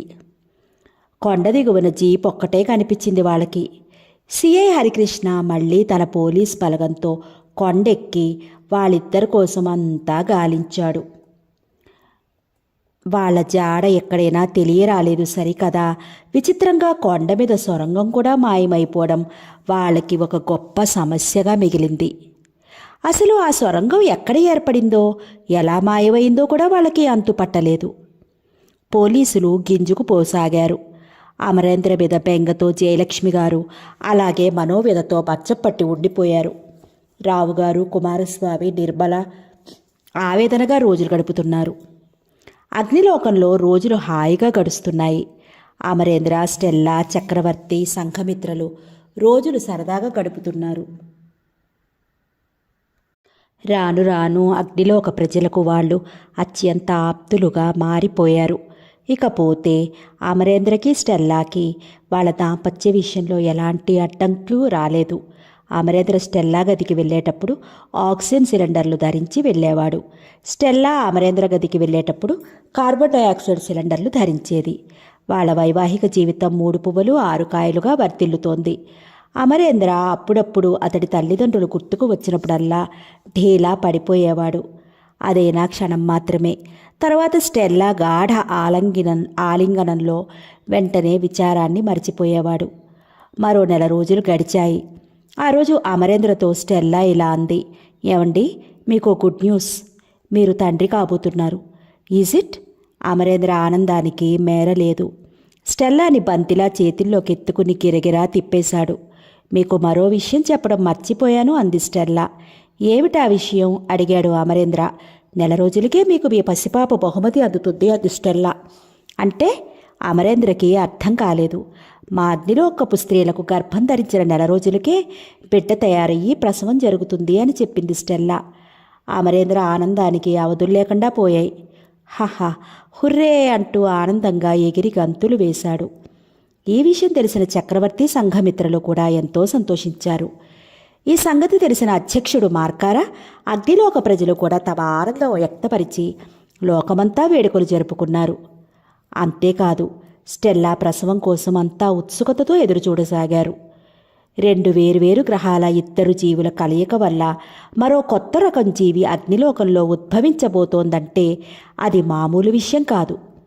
అందుకే అందరి కళ్ళు స్టెల్లా గర్భం మీద నిలిచాయి. డాక్టర్లు ఆమెని జాగ్రత్తగా ట్రీట్ చేయడం ప్రారంభించారు. ఆమెకు పుట్టబోయే బిడ్డ గురించి అగ్నిలోక శాస్త్రజ్ఞులు రకరకాల ఊహాగానాలు చేయటం ప్రారంభించారు. స్టెల్లా ప్రసవించటం కోసం అందరూ ఆతృతగా ఎదురుచూస్తూ ఉండగా 29 రోజులు గడిచాయి. 30వ రోజు రానే వచ్చింది. ఆ రోజు స్టెల్లా పురిటి నొప్పులు పడుతోంది. బాధతో కేకలు పెడుతోంది. గది బయట అమరేంద్ర, చక్రవర్తి, సంఘమిత్రలే కాకుండా వందలాది మంది ప్రజలు స్టెల్లా ప్రసవం కోసం ఆతృతగా ఎదురుచూస్తున్నారు. 1 గంట సమయం గడిచింది. స్టెల్లా మగపిల్లవాడిని ప్రసవించింది. కానీ కాన్పు కష్టమై కన్ను మూసింది. అమరేంద్ర దుఃఖానికి, అగ్నిలోక ప్రజల విషాదానికి అంతులేకపోయింది. స్టెల్లా కన్ను పూసిన క్షణంలోనే డాక్టర్లు, శాస్త్రజ్ఞులు ఆమె ప్రసవించిన బిడ్డని గబగబా తమ దగ్గర ఉన్న శాస్త్రీయ పరికరాలతో పరీక్షించారు. పిల్లవాడు పూర్తిగా అమరేంద్రని పోలి ఉన్నాడు. పైగా పిల్లవాడికి చెవులు కూడా ఉన్నాయి. అమరేంద్రలా ఉంగరాల జుట్టు. కార్బన్ డయాక్సైడ్ వాయువుతో పాటు ఆక్సిజన్ వాయువు కూడా ఆ కుర్రాడికి సరిపోయాయి. 2 వాయువులు కూడా ఆ కుర్రవాడు చక్కగా భరించాడు. శాస్త్రజ్ఞుల ఆశ్చర్యానికి అంతులేకపోయింది. విషయం తెలిసి ప్రజలు కూడా ఆశ్చర్యపోయారు. కుర్రాడు పుట్టిన ఆనందం ఒకవైపు అయితే, స్టెల్లా మరణించిందన్న దుఃఖం ఒకవైపు అమరేంద్రుడు ఉక్కిరిబిక్కిరి చేశాయి. అగ్నిలోకం ఆచారం ప్రకారం స్టెల్లాకి అంత్యక్రియలు జరిగాయి. ఆమె శవాన్ని ఒక ప్రత్యేకమైన పువ్వులతో అలంకరించిన వాహనంలో శ్మశానానికి తీసుకువెళ్లారు. రుద్రభూమిలో ఆమె శవాన్ని పడుకోబెట్టారు. ఎక్కడి నుంచో 4 బిందెల మంచినీళ్లు తీసుకువచ్చారు. ఆ బిందెలను గుడ్డలతో పట్టుకున్నారు. ఒక బిందె నీళ్లు ఆమె కళేబరం మీద కుమ్మరించారు. పుసపుసమని శరీరం పొంగి కొద్దిగా బూడిదగా మారింది. మరో బిందె నీళ్లు బూడిద మీద పోశారు. మళ్ళీ డెడ్ బాడీ పుసపుసమని పొంగి మరింత బూడిదగా మారింది. మిగతా 2 బిందెల నీళ్లు కూడా ఆ డెడ్ బాడీ మీద వంపారు. స్టెల్లా మృత శరీరం పూర్తిగా బూడిదగా మారిపోయింది.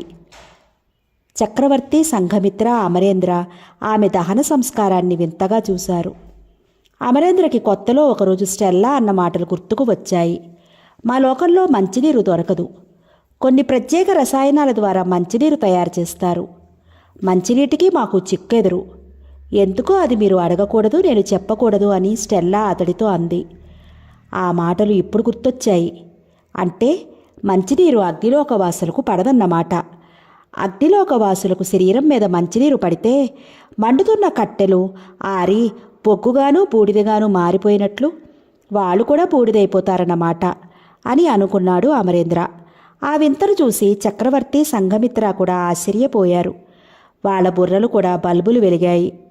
అగ్నిలోకవాసులకు మంచినీళ్లు పడవని, నీరు వాళ్ళ శరీరాల మీద పడితే మాడిపోతారని వాళ్ళిద్దరూ కూడా గ్రహించగలిగారు. స్టెల్లా మృత శరీరం బూడిదైపోగానే ఆ ప్రదేశంలో ఓ గాజు సమాధి నిర్మించారు. ఆ సమాధి మీద ఆమె పుట్టిన తేదీ, మరణించిన తేదీ, పేరుతో సహా చెక్కారు. తరువాత అందరూ శ్మశానం నుండి వెనుతిరిగి వచ్చేశారు. చక్రవర్తి, సంఘమిత్ర గదిలో కూర్చుని మాట్లాడుకుంటున్నారు. అప్పుడే మనం ఈ గ్రహాంతరవాసులకి చిక్కి చాలా రోజులైందన్నాడు చక్రవర్తి. అవును అని తలాడించాడు ప్రొఫెసర్ సంఘమిత్ర. ఎన్నాళ్ళని మనం ఈ లోకంలో అజ్ఞాతంగా జీవితం గడపగలం? ఇక్కడ గడిచినన్నాళ్ళు గడుపుదాం. ఇక మనం ఇక్కడి నుంచి తప్పించుకుపోయే మార్గమే లేదా? లేకేమీ ఉంది. అయితే టైము కలిసి రావాలి. ఆ టైము మనకెలా కలిసి వస్తుందంటారు ప్రొఫెసర్? పోలీస్ ఆఫీసర్వి, నీకు నేను చెప్పాలా అన్నాడు ప్రొఫెసర్. ఇంతలో ఉన్నట్టుండి భూమి గట్టిగా అదిరింది. ధడేలుమని బాంబు పేరిడ చప్పుడయింది. ఏమిటి? ఏదో బాంబులా ఉందే? అవును, ఎవరో బాంబు పేల్చారు. అమరేంద్ర గబగబా వాళ్ళిద్దరి దగ్గరికి పరిగెత్తుకొచ్చాడు. ఈలోగా 5 సార్లు భూమి అదిరి 5-6 బాంబులు పేలిన శబ్దాలయ్యాయి. ఎక్కడా బాంబులు పేలుస్తున్నారు? ఆ బాంబులు పేలడం ఏమిటో మీకు తెలుసా అడిగాడు అమరేంద్ర. మేము అదే అనుకుంటున్నాము. ఈ బాంబులు ఎవరు పేలుస్తున్నారో ఏమిటో మాకే అంతుపట్టడం లేదు అన్నాడు చక్రవర్తి. ఇలా మనలో మనం అనుకునే కంటే బయటకు వెళ్ళి ఎవరినైనా అడుగుదాం అన్నాడు ప్రొఫెసర్. ముగ్గురు బయటకు వచ్చారు. ఎదురుగా వాళ్ళకొక సైనికుడు కనిపించాడు. ఏమిటి బాంబులు పేలుతున్న శబ్దం? అతడినే అడిగాడు సంఘమిత్ర. కంగారు పడనవసరం లేదు, ఆ బాంబులు పేలుస్తోంది మేమే అన్నాడు సైనికుడు. కారణం ఏమిటి అడిగాడు చక్రవర్తి. ఏమీ లేదు, మా ఆకాశంలో అగ్నిమేఘాల వెనక వైపున్న భూగ్రహం ఒక అరడుగు కిందకి దిగింది. అందుచేత భూగ్రహాన్ని పైకి తోయడానికి మా సైనికులు మా లోకం 4 వైపుల నుండి ఒకేసారి వరుసగా పుల్లర్ బాంబ్స్ ప్రయోగిస్తున్నారు. ఈ బాంబులు భూమిని పైకి తోస్తాయి చెప్పాడు సోల్జర్. Is it? ముగ్గురు ఆశ్చర్యపోయారు. అవును, చాలా ఏళ్ల నుంచి మీ భూగ్రహం మా గ్రహం మీదకి కృంగిపోతోంది. మేమే ప్రయత్నాలు చేయకుండా ఊరుకున్నామంటే భూమి నానాటికి కృంగిపోతూ మా గ్రహవాసుల్ని పూర్తిగా బలి తీసుకుంటుంది. మీ భూగ్రహం కారణంగా మా గ్రహం పూర్తిగా సమాధి అయిపోతుంది. అందుకే మేము ఈ పుల్లర్ బాంబ్స్ని ప్రయోగించి భూమిని పైకి నెడుతూ ఉంటాము చెప్పాడు సైనికుడు. వాళ్ళు ముగ్గురు మరింత ఆశ్చర్యపోయారు. ఇంతలో మరో సైనికుడు అక్కడికి వచ్చి, మా బాస్ మార్కారా మిమ్మల్ని పిలుచుకురమ్మంటున్నారు అని చెప్పాడు. ముగ్గురు అతని వెంట వెళ్ళి మార్కారాన్ని కలుసుకున్నారు. మీ భూగ్రహం మా గ్రహం మీదకి కృంగిపోతూ ఉండడం వల్ల పుల్లర్ బాంబ్స్తో మీ గ్రహాన్ని పైకి నెట్టుతూ ఉంటాము అని చెప్పాడు మార్కారా. మీరు మా భూగ్రహాన్ని బాంబుల సాయంతో పైకి నెడుతున్నారు, బాగానే ఉంది, కానీ వాటి వల్ల మా భూమికి ఏవైనా ప్రమాదం ఉందా అడిగాడు అనుమానంగా ప్రొఫెసర్. లేకేమి ఉంది. మేమిలా భూమి అడుగు భాగాన పుల్లర్ బాంబ్స్తో భూమిని పైకి లేపుతున్నప్పుడు మీ భూమి ఉపరితలంలో రకరకాల ప్రకంపనాలు ఏర్పడి భూమి కంపిస్తుంది. అప్పుడు భూకంపం ఏర్పడుతుంది. అలాంటి సమయంలో మీ భూమి మీద రకరకాల భవనాలన్నీ కూలి మీకు జననష్టం, ఆస్తి నష్టం సంభవిస్తాయి చెప్పాడు మార్కారా. అమరేంద్ర, చక్రవర్తి, సంఘమిత్రుల ముఖాలు విచారంగా మారిపోయాయి. బాధగా ముగ్గురు తలలు దించుకుని బాధపడసాగారు. మీరలా బాధపడకండి. తప్పనిసరి పరిస్థితుల్లో మాత్రమే మేము ఆ పని చేస్తున్నాము. కావాలని చేయడం లేదు. ఒకరు బాగుపడాలంటే మరొకరు పాడవక తప్పదు. అలాగే ఒక లోకం బాగుపడాలంటే మరొక లోకం నాశనం అవ్వక తప్పదు. ఏది ఏమైనా జీవితాంతమూ మీకు ఎలాంటి ప్రమాదమూ సంభవించదు. ప్రమాదం సంభవించకుండా మీరు ముగ్గురు మా లోకంలో ఆనందంగా జీవించండి. అందుకు మీకేం కావాలన్నా నేను ఏర్పాటు చేస్తాను చెప్పాడు మార్కారా. మై హైనెస్, మాకు స్వేచ్ఛ కావాలి. మేము మళ్ళీ మా లోకానికి వెళ్ళిపోతాము అన్నాడు చక్రవర్తి. అవును, మమ్మల్ని మా లోకానికి పంపేయండి. సంఘమిత్ర, అమరేంద్ర కూడా ఒకేసారి అన్నారు. అది సాధ్యపడని పని మై డియర్ ఫ్రెండ్స్ అన్నాడు మార్కరా. కారణం ఏమిటి అడిగాడు చక్రవర్తి. చెబుతాను వినండి. మా లోకం వలన మీ లోకానికి భూకంపం ప్రమాదాలు వస్తున్నాయి. ఇప్పుడు మీ ముగ్గురిని మీ లోకానికి పంపిస్తే మా లోకం ఉనికి మీ గ్రహవాసులందరికీ తెలియడమే కాకుండా మీ లోకవాసులు మా గ్రహానికి ఏదైనా ప్రమాదం తలపెట్టవచ్చు చెప్పాడు మార్కరా. అమరేంద్ర, చక్రవర్తి, సంఘమిత్ర మౌనంగా ఉండిపోయారు. ఇక మీరు వెళ్ళవచ్చు అన్నాడు మార్కరా. ముగ్గురు మౌనంగా వాళ్ళ గదికి తిరిగి వచ్చారు. ఇప్పుడు మన ముగ్గురు మీద పెద్ద బాధ్యత పడిందన్నాడు చక్రవర్తి. అవును అన్నాడు అమరేంద్ర. మన ముగ్గురం క్షేమంగా ఉంటే చాలని అనుకోకూడదు. మొత్తం మన భూప్రపంచాన్నే కాపాడుకోవలసిన బాధ్యత మన మీద ఉంది అన్నాడు సంఘమిత్ర. ముందు మనం ఇక్కడి నుంచి తప్పించుకునే మార్గం ఆలోచించాల్సి ఉంది అన్నాడు చక్రవర్తి. మరి నా కొడుకు మాట ఏమిటి అన్నాడు అమరేంద్ర. Very simple. నీ కొడుక్కి ఆక్సిజన్ పడుతుంది, కార్బన్ డైఆక్సైడ్ పడుతుంది. అందుచేత నీ కొడుకును కూడా మనతో తీసుకెళ్ళిపోదామన్నాడు చక్రవర్తి. అయితే మనం ఇక్కడి నుంచి ఎలా తప్పించుకోగలం అడిగాడు అమరేంద్ర. అమరేంద్ర ఇంత తొందరగా తమతో కలిసిపోతాడని చక్రవర్తి, సంఘమిత్ర ఊహించలేదు. ఎందుచేతనంటే అమరేంద్ర అగ్నిలోకంతో బంధం కలుపుకున్నాడు మరి. కానీ భారతీయులలో లక్షణం ఉంది. సమయం వస్తే దేశం కోసం ప్రాణాలైనా అర్పించడానికి సిద్ధపడతారు. కానీ ఇప్పుడొచ్చిన క్లిష్ట పరిస్థితి ఒక్క భారతదేశానికే కాదు, యావత్ ప్రపంచానిదేను. అందుకే అమరేంద్ర ఒప్పుకున్నాడు. త్వరలోనే మనం తప్పించుకుపోవడానికి నేను ఏదైనా మార్గం ఆలోచించి చెబుతాను అన్నాడు చక్రవర్తి. అంతేకాదు, ఈ లోకం వల్ల మన లోకానికి వచ్చిన ముప్పు కూడా అరికట్టాలి. లేకపోతే మన భూలోకం మనుగడే లేక అంతమైపోతుంది అన్నాడు సంఘమిత్ర. అవును నిజమే. నా ప్రాణాలు పోయినా సరే మన మానవ మనుగడ కోసం తప్పక ఈ అగ్నిలోకాన్ని అంతం చేయడానికి కృషి చేస్తాను అన్నాడు అమరేంద్ర. అతిత్యాగ నిరతికి చక్రవర్తి, సంఘమిత్ర ఆరాధనగా చూశారు. కీపిటప్ అంటూ ప్రోత్సాహంగా సంఘమిత్ర అమరేంద్ర భుజం తట్టాడు. మరో వారం రోజులు గడిచాయి. ఆ రోజు అగ్నిలోకంలో అగ్నిదేవుడు పుట్టినరోజు. అగ్నిలోకంలో ఆ రోజు నుండి మరో 3 రోజుల దాకా అగ్నిదేవుని గుడిలో రకరకాల ఉత్సవాలు జరుగుతాయి. మార్కారావుతో సహా అతడి సైన్యంతో సహా ప్రజలంతా ఉత్సవాలలో పాల్గొనడానికి అగ్నిదేవాలయానికి వెళ్ళిపోయారు. నగరమంతా నిర్జనంగా తయారైంది. ఆ అదను చూసుకుని అమరేంద్ర, చక్రవర్తి, సంఘమిత్ర ముగ్గురు ఒకే చోట సమావేశమయ్యారు. మనం తప్పించుకోవడానికి ఇదే మంచి అదను అన్నాడు చక్రవర్తి. అవును అన్నాడు సంఘమిత్ర. ఎలా తప్పించుకోగలం అడిగాడు అమరేంద్ర. ఈ భవంతికి పక్కనే పెద్ద మైదానం ఉంది కదా, ఆ మైదానంలో ఫ్లయింగ్ సాసర్స్ ఉన్నాయి. వాటిలో ఫ్లయింగ్ సాసర్ ఎక్కి మన లోకానికి వెళ్ళిపోదామన్నాడు చక్రవర్తి. మరి ఆ వాహనాన్ని మనం ఎలా నడపగలం అడిగాడు అమరేంద్ర. నన్ను, ప్రొఫెసర్ గారిని ఈ లోకానికి వీళ్ళు బంధించి తీసుకువస్తున్నప్పుడు ఆ ఫ్లయింగ్ సాసర్ని డ్రైవ్ చేసే విధానం నేను గమనించాను. అంచేత దాన్ని నేను ఈజీగా నడపగలడు చెప్పాడు చక్రవర్తి. వెల్ డన్ మెచ్చుకున్నారు అమరేంద్ర, సంఘమిత్ర. అంతేకాదు, భూమి అడుగున ఉన్న వాళ్ళు వీల్తో కప్పిన ఇనప చక్రాన్ని బాంబు ద్వారా ప్రక్కకు తొలగించి మళ్లీ చక్రంతో భూమి అడుగు బిలాన్ని కప్పి సింహాచలం కొండపైన శరంగాన్ని ఛేదించి మరీ మనం కొండ మీద ల్యాండ్ అవ్వగలం చెప్పాడు చక్రవర్తి. అతడి పోలీసు బుర్రకి అమరేంద్ర, సంఘమిత్రులు మెచ్చుకోకుండా ఉండలేకపోయారు. మనం మన సింహాచలం కొండ మీదకి చేరుకోగానే అగ్నిలోకపు ప్రజలకు మనం తప్పించుకుని పారిపోయామని అనుమానం రాకుండా తప్పించుకోబోతూ మార్గమధ్యంలోనే మనం మరణించామని వాళ్ళు అనుకునేలా మరో ప్లాన్ ఆలోచించారన్నాడు చక్రవర్తి. ఏమిటది కుతూహలంగా అడిగారు మిగతా ఇద్దరు. మనం సింహాచలం కొండని సమీపించగానే ఈ ఫ్లయింగ్ సాసర్ని సొరంగంలోకి తోసేస్తాం.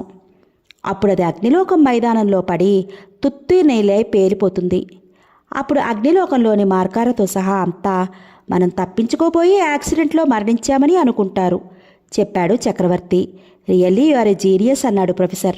ఫెంటాస్టిక్ అన్నాడు అమరేంద్ర. ఇంకా ఆలస్యం చేయకూడదు, వెంటనే పారిపోదాం పదండి అన్నాడు చక్రవర్తి.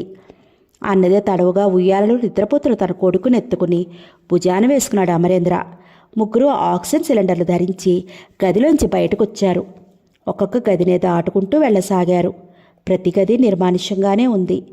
ఎక్కడా ఒక్క సైనికుడు కూడా కానరావడం లేదు. వాళ్ళు క్షేమంగా మైదానాన్ని చేరుకున్నారు. ఆ మైదానంలో ఉన్న చాలా ఫ్లయింగ్ సాసర్స్లో ఓ ఫ్లయింగ్ సాసర్ని ఎక్కారు. వెంటనే చక్రవర్తి మీట నొక్కాడు. ఫ్లయింగ్ సాసర్ పైకి లేచింది. అగ్నిమేఘాల్లోకి దూసుకుపోయింది. 2-3 గంటలు గడిచేసరికి సింహాచలం కొండ మీద ఉన్నారు ముగ్గురు. వాళ్ళు క్షేమంగా సింహాచలం కొండని చేరుకున్నందుకు మహదానందపడ్డారు. అనుకున్న ప్లాన్ ప్రకారం ముగ్గురు కలిసి ఫ్లయింగ్ సాసర్ని కొండ బిలంలోకి తోసేశారు. వాళ్ళు ఊహించినట్లే ముగ్గురు ఫ్లయింగ్ సాసర్తో సహా పారిపోతూ యాక్సిడెంట్ అయి మరణించారని భావించారు అగ్నిలోకవాసులు. అమరేంద్ర కొడుకు కూడా ఆ మంటలలోనే చిన్నాభిన్నమైపోయి ఉంటాడని భావించారు అగ్నిలోకం వాళ్ళు. అగ్నిలోకం నుంచి మనం తప్పించుకున్నాము, బాగానే ఉంది. భూమిని పైకి లేపటానికి వాళ్ళు వదిలే పుల్లర్ బాంబ్స్ వల్ల భూకంపాలు సంభవించి ప్రజలు నేల మీద చనిపోతున్నారు. ఈ అగ్నిలోకాన్ని నాశనం చేయడమెలా? ఈ అగ్నిలోకం బారి నుండి మన భూప్రపంచాన్ని కాపాడుకోవడమెలా? సందేహాన్ని వ్యక్తపరిచాడు చక్రవర్తి. దానికి నివృత్తి నా దగ్గరుందన్నాడు సంఘమిత్ర. ఏమిటది అడిగాడు అమరేంద్ర. సముద్ర జలాన్ని పెద్ద పెద్ద గొట్టాల ద్వారా ఈ సాగరంలోకి మళ్లిస్తాము, ఈ సొరంగంలోకి మళ్లిస్తాము. ఆ నీటిని అగ్నిమేఘాలు పూర్తిగా పీల్చుకుని ఆరిపోతాయి. ఆ తర్వాత ఆ నీటిని ఆ లోక ప్రజల మీదకి వర్షిస్తాయి. దాంతో ఆ లోక ప్రజలంతా బూడిదగా మారి నశించిపోతారు. అగ్నిలోకం అంతరించిపోతుంది చెప్పాడు ప్రొఫెసర్ సంఘమిత్ర. తర్వాత ముగ్గురు కబుర్లు చెప్పుకుంటూ కొండ దిగసాగారు. అమరేంద్ర భుజం మీద అతని కొడుకు ఆకాశంలో చంద్రుడిని చూసి కేరింతలు కొట్టసాగాడు. నీ కొడుక్కి ఏమని పేరు పెడతావు అమరేంద్ర అడిగాడు ప్రొఫెసర్. అగ్నిలోకానికి ప్రతీకగా వీడికి మిస్టర్ అగ్ని అని పేరు పెడతాను అన్నాడు అమరేంద్ర. చక్రవర్తి సంఘమిత్ర వెరీ గుడ్ అని మెచ్చుకున్నారు. ఇంకాసేపట్లో తమ వాళ్ళని కలుసుకోబోతున్న ముఖాలు ఆనందంతో కళకళలాడుతున్నాయి. ఇకపోతే జూ నుంచి తప్పించుకుపోయిన పెద్ద పులి గురించి. ఆ రోజు అమరేంద్ర వదిన నిర్మలకి కనిపించిన పులి కొండ మీద తిరగాడుతూ మరో గంటసేపటికే సొరంగంలో పడి అగ్నిలోకంలోని మంటలకు ఆహుతై బూడిదగా మారిపోయిందని వేరే చెప్పనవసరం లేదనుకుంటాను. సమాప్తం.